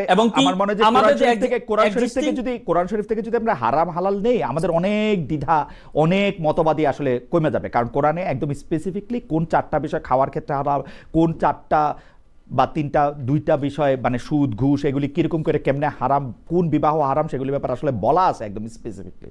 আমরা নিজেরা ইন্টারপ্রেট করে তাহলে যে মাযহাব এই আপনি ঠিকই বলছেন যে কোরআন থেকে যদি এটা নেই তাহলে এটা আমরা কমে যাবে, কিন্তু আমরা সবাইকে কোরআন থেকে নিতে হবে, শুধু কোরআন হাদিস থেকে নিতে হবে। না আপনি হাদিস বললেন সেটা তো আবার আরেকটা ইন্টারপ্রিটেশনের জায়গা। তাহলে আপনি আল্লাহ রাসূল বিদাহজের ভাষণে সর্বশেষ বলেছেন তারাকতু ফিকুম আমরা লান তাদুল্লু মা তামাসসাকু বিহিমা কিতাবুল্লাহ ওয়া সুন্নাতুর রাসূল। আপনার সাথে থিওলজি নিয়ে, কারণ কোরআনের বিশ্লেষণ হচ্ছে হাদিস। আপনি হাদিসকে অ্যাভয়েড করার কোনো সুযোগ নাই, কোরআন এবং হাদিস, কারণ কোরআন খুব সংক্ষেপে বলা আছে, হাদিসে ব্যাখ্যা দেওয়া আছে। এর মধ্যে আপনি কোন হাদিসে ব্যাখ্যা দেওয়া আছে, আপনি কোন হাদিসগুলি মানবেন কোন হাদিসগুলি মানবেন না সেটা আপনি অবশ্যই সিয়াসিতার হাদিসগুলো মানবো। শুধু সিয়াসিতার হাদিসগুলি মানবেন তো? সিয়াসিতার হাদিসে অনেকখানে শুধু কোরআন মানার কথাই আছে, আপনি দেখে নিন আবার আপনি দেখে নিন। ওকে, আপনি ভালো বলছেন। আমি একটু আসি অ্যাডভোকেট রাসেলকে অনেক ধন্যবাদ, তিনি অনেকগুলি বিষয় নিয়ে আসলে ক্লিয়ার করেছেন। আপনাদেরকে একটু বেশি সময় আজকে হয়তো রাখতে হতে পারে, কারণ অনেকগুলি বিষয় নিয়ে আপনারা কথা বলছেন। আমি দর্শকদের কাছে একটু জানতে চাইছিলাম, পোস্টাল ব্যালটে কিছু দলের প্রতীক আগে রাখা আর ধানের শীষ কিছুটা আড়ালে রাখার প্রবণতা উদ্দেশ্যমূলক বলে মনে করেন বিএনপি নেতা নজরুল ইসলাম খান। দর্শক এই অভিযোগ সঠিক করে বলে মনে করেন কিনা? শতকরা 38% দর্শক মনে করেন যে এটি সঠিক, শতকরা 62% মনে করে যে এটি সঠিক না। আমি আমি আমি আমি আমি একটু অ্যাডভোকেট সাহেব আপনার কাছে আসতে চাই, অনেকগুলি বিষয় প্রশ্ন জমে গেছে, আপনি যদি দ্রুত অ্যাড্রেস করেন। সরি, অ্যাডভোকেট রাসেলের কথার পরে একটু ডক্টর সায়ন্তের কাছে আসার পরে অনেকগুলি প্রশ্ন জমে গেছে। আপনি যদি বলেন যে বিএনপি জুলাই সনদের সরকারি দল হিসেবে রাষ্ট্রদ্রোহ সংস্কারের 31 দফার প্রস্তাবক হিসাবে সার্বিক সিস্টেম পরিবর্তনে আনার কথা বলছে, রাষ্ট্র মেরামতের কথা বলছে, কিন্তু বিএনপির মধ্যে কি আমরা কোনো পরিবর্তন দেখছেন কিনা? নতুন রাজনীতির অংশ হিসেবে জনসম্মুখে যা তুলে ধরা হচ্ছে সেটা বিএনপি দলের মধ্যে একটা প্র্যাকটিস হচ্ছে কিনা? আমি আরেকটা প্রশ্ন আপনাকে করতে চাই, তার পরপরই তার আগে একটা দর্শকের মন্তব্য শোনাই। ওনার নাম গিটার মামুন 7053। অ্যাডভোকেট রাসেলের সাথে এতক্ষণ তর্ক করার পর্যায়ে তিনি অনেকবারই মেসেজ পাঠিয়েছেন, খালেদ ভাই আপনি কেমন জানি দিন দিন মূর্খ হয়ে যাচ্ছেন, কিছু বুঝছেন না। কত সত্য। আমি একটু ডক্টর সায়ন্ত আপনার কাছে যেতে চাই যে আপনি একটু বলেন যে বিএনপি নিজে এগুলি মানে কিনা এই দলের মধ্যে। এনিওয়ে, আপনাদের দুজনের আলোচনাটা এতক্ষণ বেশ জমে উঠেছিল এবং আমি খুব উপভোগ করছিলাম, এবং জমে উঠেছিল বলেই হয়তো আপনি ভুলে গিয়েছিলেন আমার কথা দীর্ঘ সময়। আমি আপনাকে একটা ঠিক আছে মানে একজন গেস্টের সঙ্গে এত দীর্ঘ সময় সাধারণত বলেন না, আপনাদের জমে উঠেছিল। I enjoyed. আমি একটা ছোট্ট একটা বলি, আমি যখন পোস্ট গ্রাজুয়েশনে পড়াশোনা করি তখন আমার একজন সহপাঠী ছিলেন। তো ওনাকে টিচার যখন প্রশ্ন করতেন সেই প্রশ্নের স্পন্টেনিয়াস উত্তর দিতেন, ফাম্বলিং ছাড়া। তো ওই টিচার পরে বলছিলেন যে তোমার বলার স্টাইল খুব ভালো বলো, তোমাকে টিচার যদি তোমার এই মনোযোগী না হয় তোমার অ্যান্সারের প্রতি, তাহলে তুমি খুব ভালো নম্বর পেয়ে পাশ করবে, আর যদি শিক্ষক একটু মনোযোগ দিয়ে শুনে তাহলে তুমি প্রতি পরীক্ষায় ফেল করবে। এখন ধরেন আপনি অ্যাডভোকেট রাসেলকে জিজ্ঞেস করেছিলেন দুর্নীতি নিয়ে জামায়াতের পজিশন বিএনপির সঙ্গে যখন ছিল, বলল যে প্রতিবাদ করতে না পারলে যে ঘৃণা করার যেই বিষয়টা ইসলামে আছে তারা ঘৃণা করেছে এবং নিজেরা করে নাই। আপনি দেখেন যে 5টা বছর জামায়াত ইসলাম বিএনপির সঙ্গে ছিল, তারা মন্ত্রণালয়ের 2টা গুরুত্বপূর্ণ মন্ত্রণালয়ের মন্ত্রী ছিলেন। তারা বলতে চান যে তাদের নামে কোনো দুর্নীতি নাই, তা ব্যক্তিগতভাবে খুঁজে পায় নাই, সুতরাং তারা ঠিক ছিলেন। মানলাম ব্যক্তিগতভাবে তারা ছিলেন। বিএনপি মহাসচিব মির্জা ফখরুল ইসলাম আলমগীরের নামে তো কোনো দুর্নীতির অভিযোগ পর্যন্ত ওঠে নাই, ঠিক ছিলেন। তারেক রহমানের নামে এত অভিযোগ উঠেছে, তারপরেও তো 111 সরকার এবং পরবর্তীতে আওয়ামী লীগ সরকার তন্ন করে খুঁজে হাওয়া ভবন কেন্দ্রে একটা দুর্নীতি হয়ই নাই ডক্টর শান্ত। হ্যাঁ, এখন কথা হচ্ছে ওই কথাটাই যে তার মানে হচ্ছে একজন ব্যক্তি যদি দুর্নীতিমুক্ত থাকেনও কিংবা তার বিরুদ্ধে যদি খুঁজে না পাওয়া যায়, এইটা তাকে সন্দেহের বাইরে নিয়ে যায় না। জামায়াত ইসলামের মন্ত্রীরা তারা 5 বছরের মধ্যে কোনো একদিন আনুষ্ঠানিক বা অনানুষ্ঠানিকভাবে বিএনপিকে ওয়ার্ন করে নাই যে আপনারা যদি আপনাদের সরকার চলার সময় যদি এইরকম দুর্নীতি চলে তাহলে আমাদের পক্ষে আপনাদের সঙ্গে এই সরকারে থাকা সম্ভব হবে না। কারণ মন্ত্রিত্বের লোভ তারা বলে নাই। এক না, উনি অ্যাডভোকেট রাসেল কিন্তু ব্যাখ্যা দিয়েছেন যে এই সময় সরকারের সঙ্গে থাকাটা দরকার ছিল। আমি ওই কথাটা আসছি যে সরকার টিকতো না। আমি বলছি বিএনপির সঙ্গে 2001 সালের নির্বাচনে জোট হয় জামাত ইসলামের। ম্যাডাম খালেদা জিয়া যে ওয়ার্ড দিতেন কাউকে, তিনি সেই কথা রক্ষা করতেন, প্রতিশ্রুতি কখনো ভঙ্গ করতেন না। শুধুমাত্র সে কারণে 2/3 মেজরিটি বিএনপি এককভাবে পাওয়ার পরেও জামায়াত ইসলামের 2জন গুরুত্বপূর্ণ নেতাকে 2টা গুরুত্বপূর্ণ মন্ত্রণালয় দিয়েছেন, যেহেতু নির্বাচন করার আগে তাদের কথা দিয়েছেন এবং জোট করেছেন সেজন্য। এবং জামায়াতের 2জন নেতা মন্ত্রী কেন, পুরা জামাত যদি ওই সরকার থেকে চলে যায়, সমর্থন প্রত্যাহার করে, তাহলে বিএনপি তো একাই 2/3 মেজরিটি ছিল 2001 এর নির্বাচনে, আপনি নিশ্চয়ই জানেন। তো জামাত চলে গেলে সেই সরকার চলবে না, দেশের স্বার্থে বিএনপির সঙ্গে সরকার না, এটা তো হয় না। না কিন্তু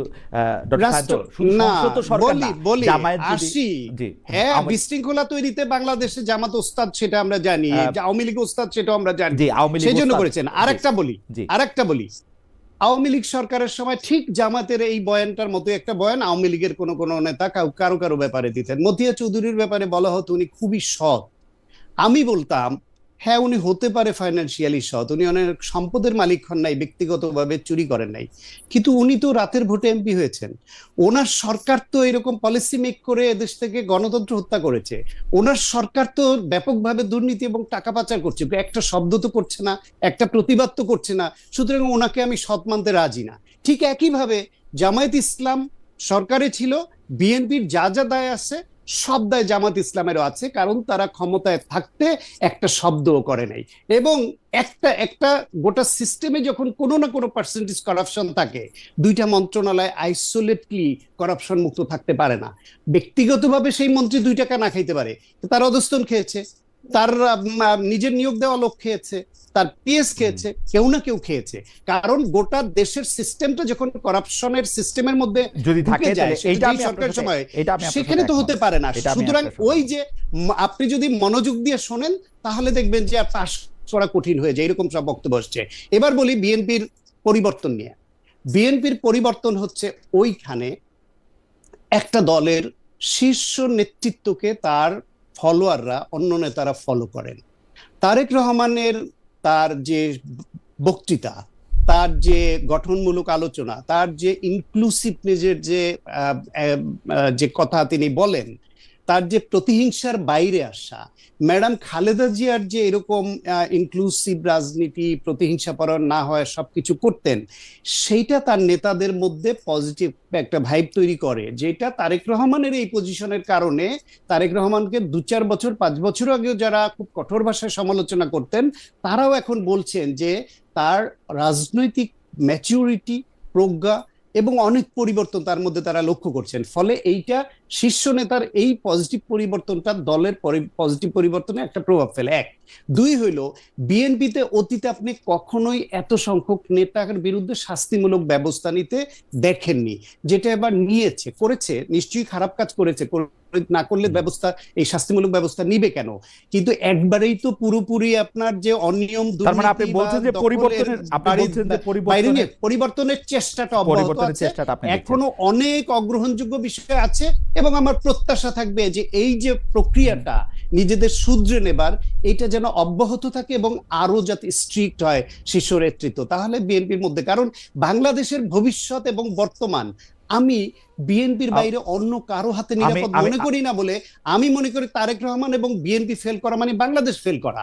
সুতরাং তাদের যা যা অগ্রহণযোগ্য আছে সেখান থেকে তাদেরকে বেরিয়ে আসতেই হবে। আমি ডক্টর সায়ন্ত আপনাকে দ্বিতীয় প্রশ্ন করার আগে আমি একটু দর্শকদের মতামত একটু বলতে চাই, যে কারণ আমার এবং অ্যাডভোকেট রাসেলের কথায় কিছু সংখ্যক মানে ভুল বুঝাবুঝি হয়তো সৃষ্টি হয়েছে, সেগুলো আমি একটু বলি।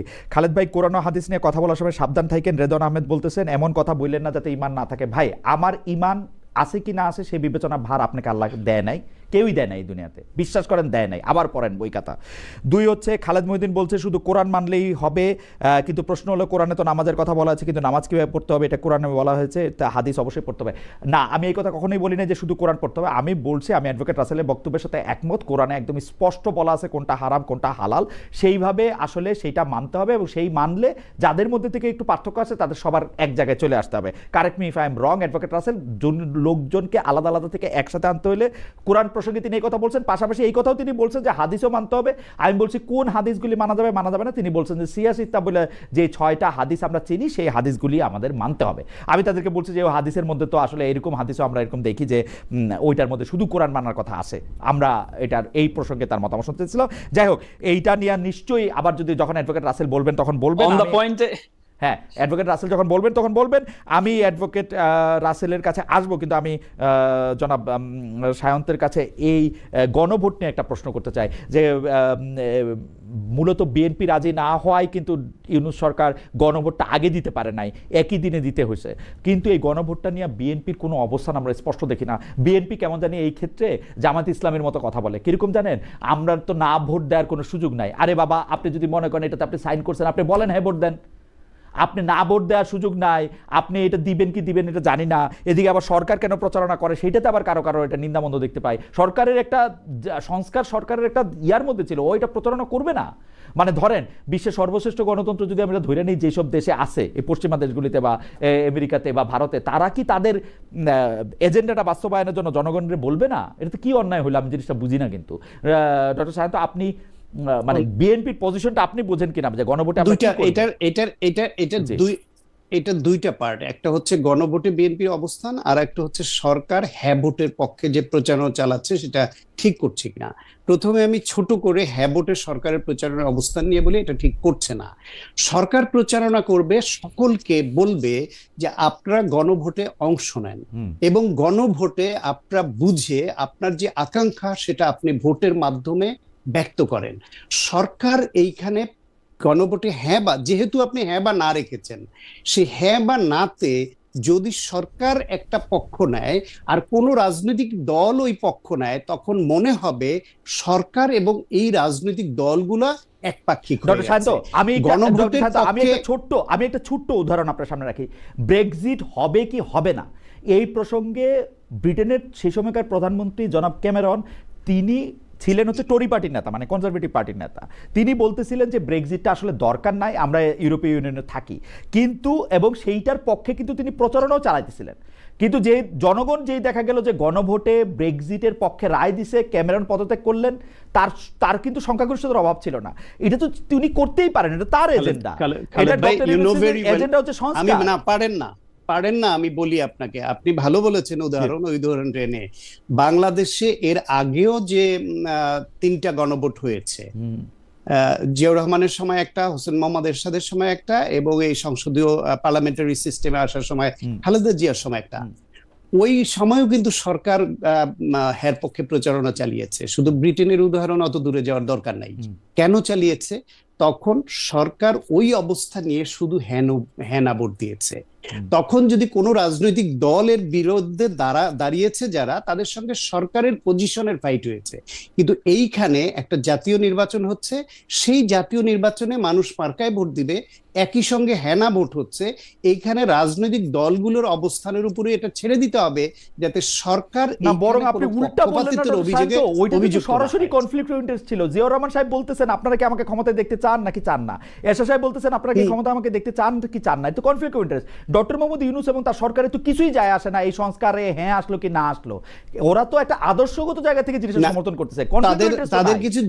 তাদের কিছু যায় আসে কিনা সেই প্রশ্নের থেকে বড়, ধরেন আমি ব্যক্তিগতভাবে যদি মনে করি যে এখানে 4টা ক্লোজ আছে এবং যতগুলা বিষয় দিয়েছে এই সনদের মধ্যে যা আছে, এর মধ্যে আমি 80% কে আমি ওন করি, 20% কে আমি হ্যাঁ বলতে চাই না, আমি একটা কনফিউশন রেইজ করলাম এবং আমি এখানে ভোট দিব কিনা আমি সিদ্ধান্ত নিব। না বলেন আপনি, এইরকম না রাজনৈতিক দল হতে পারে। কিন্তু সমস্যাটা হচ্ছে, ধরেন আজকে সরকার যখন এই পজিশন নিয়ে নেয় যে আপনারা হ্যার পক্ষে ভোট দিবেন, তখন ধরেন এইখানে যদি এনসিপি নায়ের পক্ষে তাদের অবস্থান থাকে, তারা প্রকাশ্যে তখন এই না বলার অধিকারটা হারায় এই জন্য যে তাহলে সরকারের বিরুদ্ধে তাদের অবস্থান নেওয়া হয়ে যায় এবং অন্য দলগুলো সরকারের প্যারালালে চলে আসে। পাবলিকের মধ্যে একটা রং মেসেজ যাবে যে তাহলে বিএনপি, সরকার, জামাত এরা এক লাইনে, এরকম তো আলাদা হয়ে যাবে, আমরা বলতে কথাই ছিল না ডক্টর শান্ত, এরকম তো কথাই ছিল না। কথা ছিল যে জুলাই সনদটার ব্যাপারে যারা সাইন করবে তারা এটা মেনে নিবে। তো আপনারা জুলাই সনদে সাইন করছেন, আপনারা এটাকে হেয়ার পক্ষে আপনারা বলেন, আপনারা বলেন, সরকার বলুক, সবাই বলুক। হেয়ার পক্ষে তো বলবে, বিএনপির অবস্থান বিএনপি স্পষ্ট করেছে। বিএনপি বলেছে তারা না, বিএনপি বলেছে এইটা যে এইখানে জুলাই সনদে যা আছে তার সবগুলোর সঙ্গে বিএনপি একমত নয়। তারা এইখানে তাদের অনেকগুলো নোট অফ ডিসেন্ট আছে, ফলে তাদের এইখানে একটা সিকি অবস্থান আছে। কিন্তু যেহেতু এর মেজরিটির সঙ্গে তারা একমত, সেই জন্য তারাও হ্যাঁ ভোটের পক্ষে, না বলার সুযোগ নেই ওই কারণে বলছে। কিন্তু তারা এইটাও এখন পর্যন্ত ম্যানিফেস্টোতে না আসলেও তারা বক্তব্য স্পষ্ট করেছে যে বিএনপিকে জনগণ যদি ম্যান্ডেট দেয়, তাহলে জনগণ যাতে বিএনপির এই অবস্থান জেনেই ম্যান্ডেটটা দেয় যে বিএনপি রাষ্ট্র মেরামতের যে 31 দফা প্রকাশ করেছে আগে, এই 31 দফার মধ্যে যতগুলা জুলাই সনদের সঙ্গে ম্যাচ করবে, এই কমন বিষয়গুলোর বাস্তবায়ন তারা আগে করবে। তার পরবর্তী পর্যায়ে জুলাই সনদের অন্য বিষয়গুলা, এবং তারপরে তারা বিবেচনায় নিবে যেখানে তারা নোট অফ ডিসেন্ট দিয়েছে সময়ের প্রেক্ষিতে সেগুলোর কোনটা বাস্তবায়ন করবে কি করবে। আমার মনে হয় ডক্টর শান্তের বক্তব্য ঠিক আছে। ইএমকে টেকনোলজি 4492 উনি বলেছেন, Khaled, let doctors do their jobs, let Islamic scholars do their job, there needs lots of research to give speech on this subject. Right, কিন্তু ভাই আমি জনগণ হিসাবে জানতে চাই, 5টা ইসলামিক স্কলার যাদের সবাই আমি শ্রদ্ধা করি, তারা যদি 5 রকম বলে, তাহলে কোন রকম ভাবে আমি শাসিত হব সেটা জানার অধিকার আমার আছে। এটা ডাক্তারের কাজ, ডাক্তারের, ইসলামিক স্কলারের কাজ ইসলামিক স্কলারের, ব্যাপারটা এরকম না। আপনিও একটু চিন্তা করে দেখেন। যাই হোক, আমি একটু অ্যাডভোকেট রাসেলের কাছে আসি। অ্যাডভোকেট রাসেল, বাহরাইন ও কুয়েতের মতো সৌদি আরবে হাজার হাজার পোস্টাল ব্যালট আছে নাকি যেখানে জামায়াত সংশ্লিষ্টতার মাধ্যমে নিয়ন্ত্রণ করা হচ্ছে, এমন অভিযোগ, এমন ভিডিও সামনে আসছে। প্রবাসে যাওয়া পোস্টাল ব্যালট জামায়াতের প্রতীক নাকি সুবিধাজনক স্থানে, এসব নিয়ে বিএনপি নির্বাচন নির্বাচন কমিশনে গিয়ে অফিসিয়ালি অভিযোগ জানিয়ে এসছে। মানে আপনি কি মনে করেন আমরা বিখ্যাত সাংবাদিক জুলকারনাইন সায়েরের একটা মানে মানে ভাইরালও একটা ভিডিওর মাধ্যমে এগুলি আমরা জানতেও পারছি, আপনি এইটা নিয়ে আসলে কি বলবেন যে ইজ ইট মানে এটা আপনার চোখে পড়ছে কিনা, জামাত ইসলামী এইটাকে ঠিকমতো হ্যান্ডেল করতেছে কিনা? আমি এটাতে আসি তার আগে বিষয়টা হচ্ছে আপনি যখন প্রশ্ন করেছেন, আমি তো ছোট মানুষ, আমার প্রশ্নের উপরে প্রশ্ন, প্রশ্নের উপরে প্রশ্ন, মানে প্রশ্নগুলো যখন বেশি হয়, ঠিক আছে আপনি বলেন, ঠিক আছে আপনি বলেন। সায়ন্ত ভাই যখন বলে তখন ফুল কথাটা বলার সুযোগ হয়, কিন্তু আমি কিন্তু ফুল কথাটা বলার সুযোগ পাই না, যেহেতু উনি সম্মানিত মানুষ, এই জন্য আপনি ওনাকে ফুল কথা বলার সুযোগ দেন। কিন্তু ব্যাপারটা হচ্ছে এরশাদ যখন কথা বলে, এরশাদ একবার একটা বক্তব্য আমি শুনেছিলাম, উনি কুমিল্লাতে একটা ভাষণ দিচ্ছিলেন যে আপনারা সবাই গরু, আপনারা সবাই ছাগল, এর মধ্যে বিদ্যুৎ চলে গেছে, মাইক বন্ধ হয়ে গেছে, মানে সে বলতে চাইছিল ঘরে ঘরে পালন করবেন, কিন্তু পুরো কথাটা শোনে নাই। তো না শোনার কারণে মানুষ খুব খেপে গেছে যে আমরা গরু, আমরা ছাগল। মানে বিষয়টা হচ্ছে আপনি যখন প্রশ্নটা স্পেসিফিক একটা প্রশ্ন করেন, এর উপর আমি উত্তরটা দেওয়া শেষ হওয়ার আগে যখন আরেকটা প্রশ্ন আসে, তখন এই যে শান্ত ভাই একটু আগে বললো যে আমার পুরোপুরি বক্তব্যের সাথে একমত না, কিন্তু আপনি কোনো ইয়া ছাড়া আপনি 2 মিনিট বলেন, আমি আপনার বক্তব্যের সাথে একমত না। আমার শেষ না হওয়ার কারণেই এই প্রবলেম গুলো হচ্ছে। দেখেন, আমি প্রথম কথা হচ্ছে এই যে সরকারটা আছে, বর্তমান যে সরকারটা আছে, এই সরকারটা শান্ত ভাই যেটি বললেন যে ভোটের ক্যাম্পেইন করার কোনো সুযোগ নেই। দেখেন, এই বর্তমান সরকারটা কিন্তু প্রত্যেকটা অন্তর্ভুক্তি সরকার যতগুলো ছিল বা তত্ত্বাবধায়ক সরকার যারা ছিল, তাদের কাজ ছিল একটা, সেটি হচ্ছে নির্বাচন আয়োজন করা। কিন্তু এই সরকারের কাজ কিন্তু একটা না, এই সরকারের কাজ হচ্ছে 3টা। একটা হচ্ছে সংস্কার করা, আরেকটি হচ্ছে বিচার করা, আরেকটি হচ্ছে নির্বাচন আয়োজন করা। তাহলে আপনি এই যে সংস্কারটা আপনি দেখেন, এই সরকারের বৈধতার জন্য জুলাই সনদের এই যে গণভোটে জয় হইতে হবে এই সরকারের বৈধতার জন্য। আপনি দেখেন, আমার তত্ত্বাবধায়ক সরকারের শুনানিতে রিসেন্টলি বিএনপিপন্থী আইনজীবীদের একটা শুনানি আমি শুনেছিলাম। শুনানিতে ওনারা বললেন যে 1/11 সরকার যে সরকারটা ছিল, এই সরকারটা ছিল অবৈধ। কেন অবৈধ? কারণ আমাদের সংবিধানে 3 মাস 6 মাসের মেয়াদ ছিল, কিন্তু তারা 6 মাসের বাইরে গিয়ে তারা এটাকে কন্টিনিউ করেছে। কন্টিনিউ করার কারণে এই সরকার যেই নির্বাচনটা আয়োজন করেছে, এই নির্বাচনটা অবৈধ। এই নির্বাচনের ধারা পরবর্তীতে সরকার হয় যে প্রধান বিচারপতি হয়েছে, এটাও অবৈধ, এবং প্রধান বিচারপতি যে রায়টা দিয়েছে এটাও অবৈধ। তার মানে কি, এই যে 1/11 সরকারের বৈধতা ছিল না বলে এই প্রশ্নটা পরবর্তীতে আসছে প্রায় 10-12 বছর পরে। তাহলে এই যে বর্তমান যে এই অন্তর্বর্তীকালীন সরকার, এই সরকারকে বৈধ হওয়ার জন্য গণভোট ভোটে জয়লাভ করতে হবে।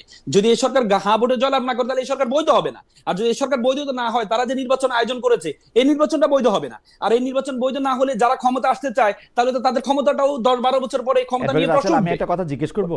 জি জি জি, প্রথম কথা হলো যে আপনি আমারে পরিষ্কার করেন, আজকে আপনার কথা না শুনে আমি যাব না, কারণ এটা হচ্ছে যে এইটা হচ্ছে যে আপনার মানে একটা ফ্রেমিং হয় যে আমি প্রশ্নের উপর প্রশ্ন করি, কিন্তু আপনি খেয়াল করেন আবার শুনে দেখেন আমি নতুন প্রশ্ন একটাও করি নাই। আপনি যে কথাগুলি বলছেন আমি প্রশ্নটা করি। আপনি যেহেতু বলতেছেন যে এই গণভোটের উপর সরকারের বৈধতা অবৈধতা নির্ভর করতেছে, তাহলে একটা সরল প্রশ্ন হইতে পারতো, এই সরকার আসলে সরকার পরিচালনায় বৈধভাবে করছে কিনা, হ্যাঁ বা না। কিন্তু আপনি 4টা কমপ্লিকেটেড বিষয় এটার মধ্যে রাখছেন, 4টা মিলে একটা প্যাকেজ বানাইছেন, এইটার উপরে একটা হ্যাঁ বলতে বলছেন, এটার উপরে একটা না বলতে বলছেন। এখন আমি এই 4টার মধ্যে 3টা বিষয় একমত হতে পারি, একটা বিষয় একমত নাও হতে পারি, যেটা হচ্ছে খুব পপুলার কথা। আমি অবশ্য মনে করি যে না, আপনি সবারই আমি বলে দিই যে না হ্যাঁ ভোট দেন, কি আছে, এতদিন পরে একটা ভোট পাইছেন, পজিটিভ থাকেন, পজিটিভলি ভোট দেন, হ্যাঁ ভোট দেন, সেইটা কথা না। কিন্তু কথা হলো যে এইটা কি সত্য, আসলে সরকারের বৈধতা অবৈধতার প্রশ্নটা তো সরকার করতে পারতো। না না না, যদি ওইটা কনসার্ন হইতো, আমরা সবাই ভোট দিতাম, হ্যাঁ ভোট যে হ্যাঁ ভাই আপনি বৈধ। সংস্কারগুলো আমাদের তো এবার নির্বাচনটা তো আসলে কোন দলকে জয় করার জন্য না, জামাতকে জয় করার জন্য এবার নির্বাচন না, বা বিএনপিকে জয় করার জন্য নির্বাচন না, বাংলাদেশকে জয় করার জন্য। বাংলাদেশের জয় করার জন্য সংস্কারগুলো খুবই গুরুত্বপূর্ণ। দেখেন, সাইন্ত একটা কথা বললেন যে 31 দফা, আপনি দেখেন 31 দফার 4 নম্বর কলামে ওনারা বলেছিলেন রাষ্ট্রপতি ক্ষমতা এবং প্রধানমন্ত্রী ক্ষমতা ওনারা ব্যালেন্স করবেন। অথচ সংস্কার কমিশনের যে প্রস্তাব ছিল, এই প্রস্তাবে নোট অফ ডিসেন্ট দিয়েছেন ওনারা, রাষ্ট্রপতি ক্ষমতা এর ক্ষেত্রে বাড়ানোর ক্ষেত্রে ওনারা নোট অফ ডিসেন্ট দিয়েছেন। তাহলে 31 দফার একটাকে ওনারা এগেনস্টে চলে গেছেন। তাহলে ওনারা পরবর্তীতে ক্ষমতা আসলে এই যে সংস্কারগুলো করবেন, এই সংস্কারগুলো বিশ্বাসযোগ্য হবে না বলেই হানা ভোটের বিষয়টা আসছে আপনার। তারপরে আপনি যে বিষয়টা নিয়ে আসেন ব্যালেটের বিষয়টা, দেখেন ব্যালেটের বিষয় আপনি খুব অভিজ্ঞ মানুষ, যেহেতু আপনি নিজেই বিদেশে আছেন, আপনি ব্যালেটের যে চিঠিগুলো পাওয়া গিয়েছে, আপনি দেখেন একটা ব্যালেট পেপার পেলেই কিন্তু ভোটগুলো কাউন্ট হয় না। কারণ একটা ব্যালেট পেপার পেতে হলে 2 প্রক্রিয়ায় ভোটগুলো কাউন্ট হয়। একটা হচ্ছে একটা পোস্টাল কিউআর কোড আছে, মানে একটা সাইন ইন করতে হয় একটা পোস্টাল অ্যাপে।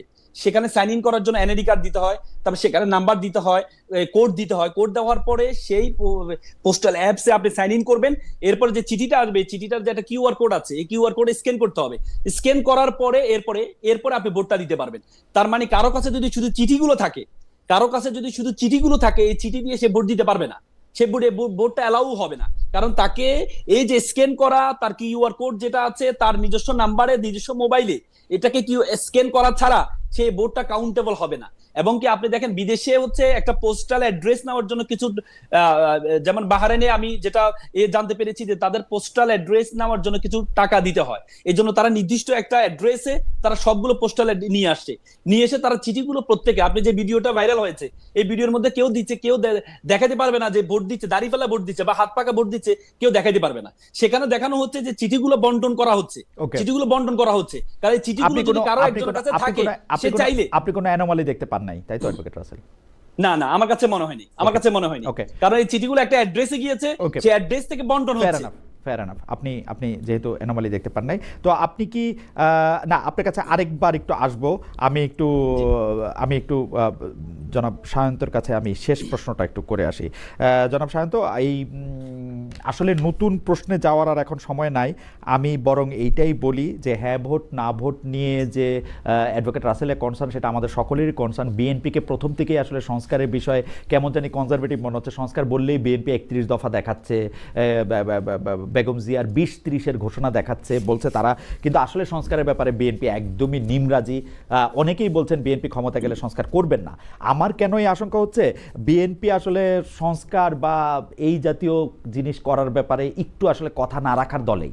যেমন বিচার বিভাগ আলাদা করার প্রশ্নে 2001 সালে সকল কিছু হওয়া সত্ত্বেও বিএনপি কিন্তু বলছিল যে তার আগে এটা করতে চান এবং 5 বছরে করেন নাই।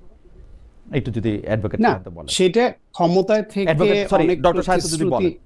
জি, ক্ষমতায় থেকে অনেক প্রতিশ্রুতি রক্ষা করতে ব্যর্থ হওয়ার এই নজির বাংলাদেশের যারা ক্ষমতায় ছিল প্রত্যেকের কম বেশি আছে, বিএনপিও আছে। বিএনপি সে দায় এড়াতে পারে না। কিন্তু এটাও সত্য যে বিএনপি বাংলাদেশে দীর্ঘদিন ধরে এই ফ্যাসিবাদের বিরুদ্ধে লড়াই সংগ্রাম করতে গিয়ে এইবার তারা যে নিপীড়নের শিকার হয়েছে, এবং তারা যেইভাবে এইবার নিজেরাই পুস্তক প্রকাশ করে, প্রথমে 26 দফা, তারপরে এরা সমমনা ডান বাম অন্যদের সঙ্গে আলোচনা করে 31 দফায় নেয়া, সবকিছু করা, এর আগে ভিশন 2030 করা, এই যে এইবার যত তারা একাডেমিক ওয়েতে যেভাবে প্রচার করা, অঙ্গীকার করা, সবকিছু করেছে বছরের পর বছর, এইটা আগে করে নাই। ফলে বিএনপির পক্ষে এইবার এইখান থেকে সরে যাওয়াটা কঠিন হবে। যদি সরে যেতে চায় তাহলে সাধারণ জনগণই তাদের প্রতারক হিসেবে রাষ্ট্র পরিচালনার যে ম্যান্ডেট যদি তারা দেয়, সেটা প্রত্যাহার করে নিতে সময় লাগবে না, তারা দেশ চালাতে পারবে না। সুতরাং বিএনপির মধ্যে ওই পরিবর্তন আছে বলে আমি মনে করি এবং প্রত্যাশা করি তারা এটা করবে। এখন কথা হলো, বিএনপি যে 31 দফার কথা বলেছে এবং যতবার বলেছে, লিখিতভাবে বলেছে, বাংলাদেশে বিএনপি ছাড়া আর কোনো একটি দলও তো সেটি করেনি। সুতরাং বিএনপি এক্ষেত্রে এগিয়ে আছে, তারা সংস্কারের বিপক্ষে। এইটা তাদেরকে অন্যায়ভাবে আক্রমণ করার একটা হাতিয়ার ছাড়া আর কিছু না। এখন আপনি যে সন্দেহ পোষণ করছেন যে ক্ষমতায় এসে তারা রাখবে কি রাখবে না, ক্ষমতায় এসে অতীতে তো বাংলাদেশে যারা যখন ছিল সবারই আছে। জামাত ইসলামের যে 2জন মন্ত্রী ছিল তাদের বিরুদ্ধে আমরা এতক্ষণ আলোচনা করেছি, তাদের বিরুদ্ধে আছে, বিএনপির বিরুদ্ধে আছে। জামাত ইসলামের বিরুদ্ধে কেমনে থাকলো আপনি জানেন সায়ন্ত? জামাত ইসলামের বিরুদ্ধে কেমনে থাকলো? মানে দুই মন্ত্রী আর প্রধানমন্ত্রী তো এক কথা না। প্রধানমন্ত্রী হচ্ছে, বাংলাদেশ হচ্ছে প্রধানমন্ত্রী শাসিত সরকার। আমি আপনাকে বলি ছোট ছোট উদাহরণ, কিন্তু আপনাকে বুঝতে পারবেন যে প্রত্যেকটা রাজনৈতিক দল তার স্বার্থের বাইরে যেতে চায় না। দলীয় স্বার্থটা আগে চিন্তা করে, তারপর রাষ্ট্র এবং নেশনের স্বার্থ চিন্তা করে। আমি এই ঠিক গতকালই রাসেলের সঙ্গে একটা অনুষ্ঠানে ছিলাম, এই উদাহরণটা দিয়েছিলাম যে 2008 সালের নির্বাচনে বিএনপি যে নমিনেশনটা দিবে, সেখানে বিএনপিকে বাধ্য করেছিল আলী আহসান মোহাম্মদ মুজাহিদ ফরিদপুরের একটি আসন তাকে দেবার জন্য, যেখানে তার জামানত বাজেয়াপ্ত হয়েছিল। এবং কখনোই এখানে জামানত রক্ষা করবার মতো ভোটের অধিকারী জামাত না। ওই আসনটা কামাল ইবনে ইউসুফের 3 পুরুষ ধরে তারা ওইখানে নির্বাচিত হওয়া পরিবার। তো সেই অবস্থা, ওই দলীয় স্বার্থ, সে ভাবেনি যে জোট কি করে উপকৃত হবে, দলকে তার রাষ্ট্র পরিচালনায় কি করে অ্যাডভান্টেজ পাবে। ঠিক আছে, মানে এইভাবে এই ছোট থেকে উদাহরণটা বড় আমার শুরু খুব- করে রাষ্ট্র পরিচালনায় যখন আসলো, আমার খুব লাগসই লাগলো না, কারণ আপনি কি লাগলো, বলতে চাচ্ছেন, আপনার আপনি কি না বলতে লাগতে চাচ্ছেন পারে। জনাব মুজাহিদ ইচ্ছা করে আত্মহত্যা করতে সেখানে গেছে? মানে জনাব মুজাহিদ তো একজন ভেটারেন পলিটিশিয়ান, তারও ওই তো যে, একটা আন্দাজ সে- থাকা সে- দরকার। সে সে জানতো যে সেবার আওয়ামী লীগের এত দুরবস্থা, সেখানে সে নির্বাচনে পরাজিত হলেও পরে সে কোটায় মন্ত্রী না, না কিন্তু ওই হলেও জায়গা সে থেকে তার ওইখানে ইলেকশন করাটা খুব অঘোষিত দরকার। অঘোষিত এমপি থাকবে। কেন দরকার? একজন মানুষ, তার পরিবার পুরুষানুক্রমে বছরের পর বছর অত্যন্ত জনপ্রিয়তার সঙ্গে নির্বাচিত হচ্ছে, সে দলকে জোটকে জিম্মি করে নেওয়াটা, এটা তার স্বার্থ এটা জিম্মি করে নিছে না, লক্ষণ না। জিম্মি করে নিছে না বিএনপি নেতৃবৃন্দের মনে হয়েছে যে চৌধুরী কামাল ইবনে ইউসুফের জিম্মি করে, আমি নিজে দায়িত্ব নিয়ে আপনাকে বলছি, জিম্মি করে নিয়েছে। এবার পারলে বিএনপি হাইকমান্ডে যোগাযোগ করে সত্যতা যাচাই করেন। ডক্টর সাইদ, যাচাই আপনাকে করেন। অনেক ধন্যবাদ। আমি দায়িত্ব নিয়ে বলছি। অনেক ধন্যবাদ। আমাদের একটু শেষ প্রশ্নটা একটু করতে হচ্ছে আপনাদের। আমি একটু অ্যাডভোকেট রাসেলকে এটা বলি যে জামায়াতের সাবেক আমির জনাব গোলাম আজমের পুত্র ব্রিগেডিয়ার অবসরপ্রাপ্ত আব্দুল্লাহ আজমিকে আমরা দেখলাম জনাব তারেক রহমানের সঙ্গে দেখা করেছেন। এই দেখা করার আসলে নির্বাচনের মাঠে বা ভোটের মাঠে কোনো প্রভাব আছে কিনা, আপনি কি মনে করেন? আর আমি আপনাকে আবার একটা অনুরোধ করবো যে আপনি যে কথাগুলি আপনি মনে করেছেন যে আপনি বলতে পারেন নাই, সেগুলো আপনি বলেন। কারণ এগুলো হয় কি, এগুলো একটা হিসাবে রয়ে যায় যে আমি আপনাকে, কিন্তু আপনি আবার অনুষ্ঠান দেখেন, আমি কিন্তু সায়ন্তকেও অনেক প্রশ্নই করছি ইন বিটুইন, কিন্তু এটা আসলে বোঝা যায় না, নিজেকে করলে বেশি যত বোঝা যায়। হাউএভার, আপনার যতক্ষণ বলতে ইচ্ছা করে আপনি এটা বলেন, ব্রিগেডিয়ার আজমিটা এটা বলেন, আর বাকিটা আপনি বলেন। আমি চুপ করলাম। আমি প্রথম কথা হচ্ছে, আমি আমার যারা দর্শক আছে, আমি আপনাকে ব্লেম দিই নাই, আমি আপনাকে ভালোবাসি বলে বলেছি। জি জি, আপনিও আমাকে ভালোবাসেন বলেই প্রত্যেকটা প্রশ্নের উপরে প্রশ্ন করেছেন, কারণ আপনার ভালো লাগছে, ঠিক আছে, কারণ এটা জমছে। আর আপনি তো জমানো মানুষ, হ্যাঁ আপনি তো জমানো মানুষ, আপনার যখন জমছে আপনি আরো প্রশ্ন করছেন, প্রশ্নের উপর মানুষ প্রশ্ন কখন আসে, যে শান্ত ভাই বলেছেন না যে আমাদের, আপনি যে প্রশ্নটার আগ্রহটা তৈরি হয় কখন, যখন আপনার প্রশ্নের উপর প্রশ্ন করবেন, প্রশ্নের উপর প্রশ্নের উত্তর হবে, এরপর এটাই তো জমা। এটাকে আমি নেগেটিভলি বলিনি। আমি প্রথম কথা হচ্ছে উইথ ডিউ রেসপেক্ট, আমি আপনার সম্মান রেখে আমি নেগেটিভলি বলিনি, আমি খুব সম্মান রেখে বলেছি যে আপনি আমাকে ভালোবেসেন বলে এই প্রশ্নের উপর প্রশ্ন করেছেন। ওকে ওকে, থ্যাংক ইউ। আর শাহেন্ত ভাই আপনার বড় মানুষ, এই জন্য ওনার কাছে বেশি প্রশ্ন করেন না, কারণ ওনার কাছে বেশি প্রশ্ন করলে উনি খুব গম্ভীর মানুষ। সেইটা আমি মেনে নিলাম। আপনি যদি আমাদের এই শেষ প্রশ্নটা যদি আপনি একটু বলতেন, আর আপনার যদি ফিনিশিং কথা আছে কোনো কিছু বলেন, আমরা সায়ন্ত থেকে এক লাইন শুনবো, কারণ সায়ন্ত কবি মানুষ, লেখক মানুষ, এক লাইনে হয়তো আজকের অনুষ্ঠান শেষ করতে পারবে, কিন্তু আপনি একটু বেশি করেই বলেন। জনাব গোলাম আজমের যে ছেলে আছেন ব্রিগেডিয়ার আজমি, উনার দেখা করাটা জনাব তারেক রহমানের সাথে, সেটা কোনো পলিটিক্স, উনি শুধু উনি একটা বই লিখেছেন, উনি যখন আয়নাগরে ছিলেন একটা বই লিখেছেন, এই বইটা উনি শুধুমাত্র তারেক রহমান সাহেবকে দেন নাই। তারেক রহমান সাহেব, ডক্টর মোহাম্মদ ইউনূস, মানে বর্তমানে যারা লিডিং পজিশনে আছে, বর্তমানে যারা যে দলগুলার মানে লিডিং পজিশনে আছে, মানে যার প্রত্যেকের কাছে উনি এটা গিফট করেছেন। কারণ উনি এজন্য এটা করেছেন, ডক্টর মোহাম্মদ ইউনূসকে দিয়েছেন যে আমি কিভাবে করেছি, তারপরে তারেক রহমান সাহেবকে দিয়েছেন। হয়তো এমনও হতে পারে তারেক রহমান সাহেবকে দেখাচ্ছেন যে এই যে আয়নাগর, এই ভবিষ্যতে যেন এই আয়নাগর যেন তৈরি না হয়, এটার কারণে একটা মানুষের জীবন যে কত বিভীষিকাময় হয়। দিয়েছেন হ্যাঁ, ডাক্তার শফিকুর রহমানকেও দিয়েছেন, সবাইকে দিয়েছেন। এবং হাদিকেও আপনি ছবি হয়তো দেখেছেন, হাদিকেও উনি যখন হাদি জীবিত ছিল তখন হাদিকেও দিয়ে আসছিলেন ইনকিলাব মঞ্চে, যাতে বইটা রাখা হয়, রাখলে যারা পাঠক আসবে তারা পড়বে, পরে যে একটা বিভীষিকাময় 17-18 বছর একটা বিভীষিকাময় একটা অবস্থা ছিল, সেই অবস্থাটা তরুণ প্রজন্ম জানবে, যাতে ভবিষ্যতে কোনো কেউ স্বৈর শাসক না হয়। এই জন্য উনি প্রত্যেকের কাছে গিয়েছেন। এটা শুধু তারেক রহমান সাহেবের কাছে গিয়ে স্পেশাল এমন কিছু না। যদি তারেক রহমান সাহেবের কাছে না দিতেন, বরং আমি প্রশ্ন করতাম যে আপনি উনাকে কেন দেন নাই, আপনার তো সকলের কাছে দেওয়া উচিত।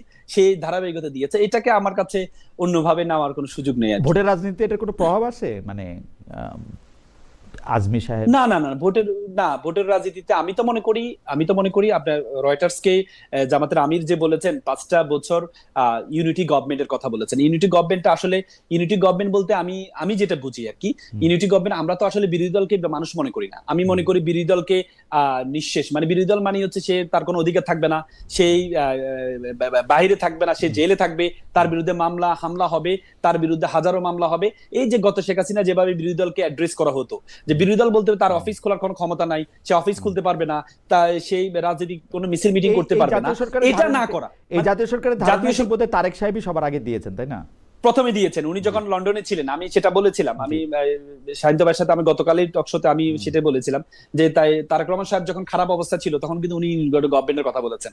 এখন দুঃসময়ে আপনি ইউনিটি গভর্নমেন্টের কথা বলেন, এখন যদি ইউনিটি গভর্নমেন্ট না বলেন, যদি না বলেন তাহলে এটা আপনার আগের কথা থেকে আপনি ফেরত আসছেন, সেটি হয়। জাতীয় আর তার চেয়ে বড় কথা হচ্ছে খালিদ ভাই, আপনি যেটাই বলেছেন, আমি মনে করি এই যে না বাংলাদেশকে আগামীর বাংলাদেশকে তৈরি করার জন্য হাটা খুবই গুরুত্বপূর্ণ। আপনি দেখেছেন বিএনপি কিন্তু অলরেডি না ক্যাম্পেইন শুরু করেছে, যদিও ওপেনলি ওনারা বলছেন যে আমরা হায়ের পক্ষে আছে। আপনি রিসেন্টলি কয়েকটা ভিডিও ভাইরাল হয়েছে, বিএনপি নেতা বলছেন আওয়ামী লীগদেরকে বলছেন যে তোমরা যারা আওয়ামী লীগ আছো, তোমরা এখন কিন্তু তোমাদের দল স্থগিত আছে, ভবিষ্যতে তোমরা যদি যদি জয়লাভ করে ওইরকম স্থানীয় নেতাদের ভিডিও ভাইরাল ধরলে আপনাদের স্থানীয় নেতারা চট্টগ্রামে বা যাদের নাম একটু মোগল বাদশাদের নামে তারা যে কি কথা বলেছেন নিশ্চয় আবার শুনবেন আর কি। মানে স্থানীয় নেতাদের স্থানীয় নেতাও না, উনি অনেক বড় নেতা। আপনি যখন প্রতিফলন দেখেন, আপনি দেখেন আপনি শুধু ব্যালট পেপারে যে পোস্টাল ব্যালট নিয়ে কথা বলছেন, পোস্টাল ব্যালটের যারা আমার ইন্টারপ্রিটেশন গত 2-3 দিন ধরে মিডল ইস্টে যারা আছে তারা হচ্ছে না ভোট দিয়ে বিএনপিকে ভোট দিয়ে সেটাকে প্রচার করা হচ্ছে। তার মানে এটা আপনি সবকিছু বলে যে আকলে মন্দা ইশারা বাসদ, ব্যাকল মন্দা নাঠুসা বাসদ। আকল মানে ইশারা দিলে হয়, ইশারা দিলে বোঝা যায় যে বিএনপি যে হায়ের পক্ষে নেই, এটা ইশারা দিলেই বোঝা যাচ্ছে, কারণ তারা শুরু থেকেই ছিল না। এটা বলতেছেন, কিন্তু আপনি এটা মানে আমি বিএনপির লক্ষণ দেখে বুঝি, কারণ হচ্ছে যে মির্জা ফখরুল ইসলাম আলমগীর বলছেন না দেওয়ার কোনো সুযোগ নাই, এদিকে নজরুল ইসলাম খানের সাথে যখন নির্বাচন পরিচালনা কমিটির প্রধান, তার সঙ্গে যখন ইলেকশন দেখা হয়েছে, তিনি বলছেন যে আমরা না হায়ের পক্ষে বলছেন, কিন্তু সাংবাদিকদের সামনেই বলছেন। আর কয়দিন পর আপনারা এগুলি বলবেন, 2 দিন পরে দেখবেন বিএনপি আরো জোরে সোরে হায়ের প্রচারণায় নামছে, তখন তো আর না এটা নামা দরকার, সবাই নামা দরকার, সবাই নামা দরকার, শুধুমাত্র বিএনপি আমি মনে করি সবাই নামা দরকার। এই যে আমরা যে বলছি বলার কারণে যদি বিএনপি নামে তাহলে এটা বাংলাদেশের জন্য ভালো হবে। আচ্ছা, বাংলাদেশের জন্য ভালো, ভবিষ্যতে স্বৈরশাসক তৈরি হবে না। আমরা যে আপনি অধিক ক্ষমতা কিন্তু মানুষের স্বৈরশাসক বানিয়ে দেয়। এই যে ব্যালেন্স অফ পাওয়ার, দ্বিকক্ষ বিশিষ্ট গভর্নমেন্ট যেটা, দ্বিকক্ষের বিরুদ্ধে কিন্তু নোট অফ ডিসেন্ট আছে। তো তার মানে যদি জয়লাভ না করে তাহলে দ্বিকক্ষ হবে না।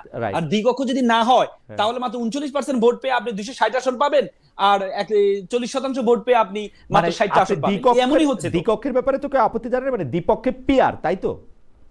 না দ্বিকক্ষ যদি দ্বিকক্ষ উচ্চ কক্ষে পিআর এর কথা আসছে, হ্যাঁ পিআর এর কথা, পিআর যদি পার্সেন্টেজের ভিত্তিতে, যদি আপনার না উচ্চ কক্ষ করতে তো যদি না ভোট, বিএনপি সবার আগে উচ্চ কক্ষের কথা বলছে, উচ্চ কক্ষের ক্ষেত্রে তো আর কোনো দ্বিধা নাই। কিন্তু যদি না ভোট, কিন্তু আপনার যদি না ভোট যদি জয়লাভ করে তাহলে তো আর সেটা হবে না, যে সরকারটা হবে না, সরকারগুলো তো হবে উচ্চ কক্ষ করবে না না ভোট হলে। মানে এইটা তো এটা তো জোর করে, এটা তো জোর। আপনি তো 31 দফায় এখনই বলে দিচ্ছেন, আপনি 31 দফায় যেটা বলেছেন সেটাও তো আপনি পালন করছেন না। ব্যালেন্স অফ পাওয়ার, যে রাষ্ট্রপতি ক্ষমতা বৃদ্ধি করা, সেই ক্ষমতা বৃদ্ধির মধ্যেও তো আপনি নোট অফ ডিসেন্ট দিয়ে আছেন। আপনি বেসিক যত সংস্কারগুলো আছে প্রত্যেকটা সরকার নোট অফ ডিসেন্ট আছে, প্রত্যেকটা সরকার নোট অফ ডিসেন্ট আছে। বিএনপি একাধিক ক্রমে না পুরো জীবনে কেউ 10 বছরের বেশি প্রধানমন্ত্রী থাকতে পারবে না, এটা সাইন করে দিছে।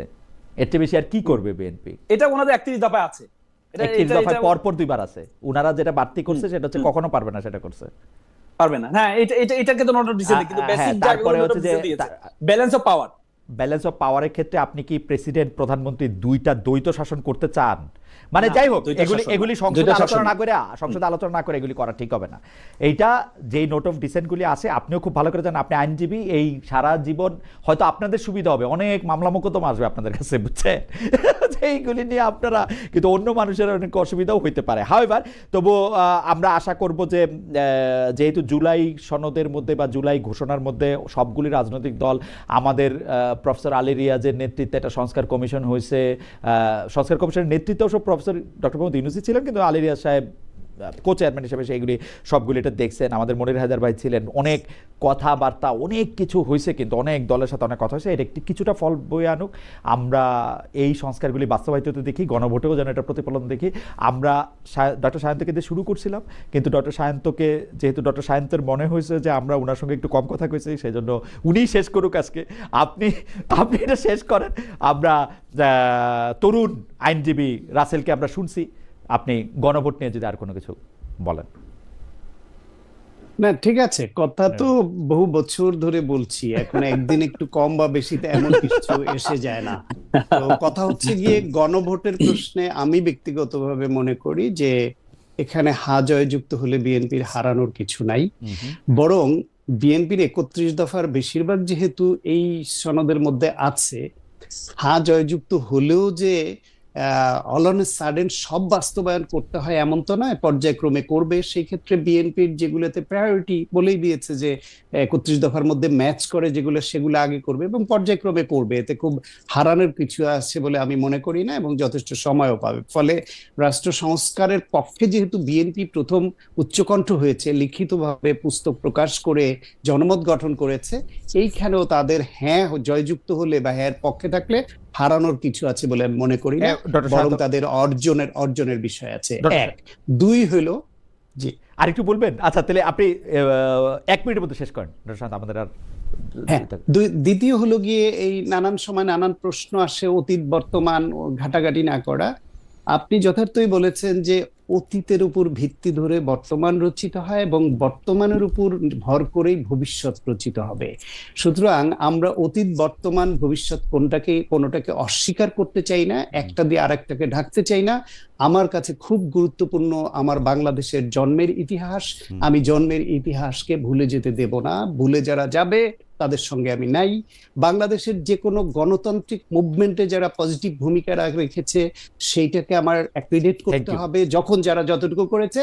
আর সর্বাগ্রে 24-কেও আমাকে আপহোল্ড করতে হবে। সুতরাং এই সব কয়টা যারা করবে, আমি চাই মানুষ যেন তাদের পক্ষে থাকে। Thank you. অ্যাডভোকেট রাসেল কি এক লাইন বলবেন? এক লাইন বলেন। জি জি, এক লাইনে আমি মনে করি 71-24 হচ্ছে 71-এর ধারাবাহিকতায়। আমাদেরকে যারা 71-কে অস্বীকার করার কোনো সুযোগ নেই। 71-এর মাধ্যমে আমরা নতুন বাংলাদেশ পেয়েছি। আমরা যারা স্বাধীনতার পরবর্তী জন্মগ্রহণ করেছে, আমরা সবসময় 71-কে ধারণ করি এবং 71-এর চেতনা যেটা দেশপ্রেম, এই দেশপ্রেমকে সবসময় লালন করি। কিন্তু ইতিপূর্বে আমরা দেখেছি 71 অতীতকে টেনে নিয়ে এসে, অতীতকে টেনে নিয়ে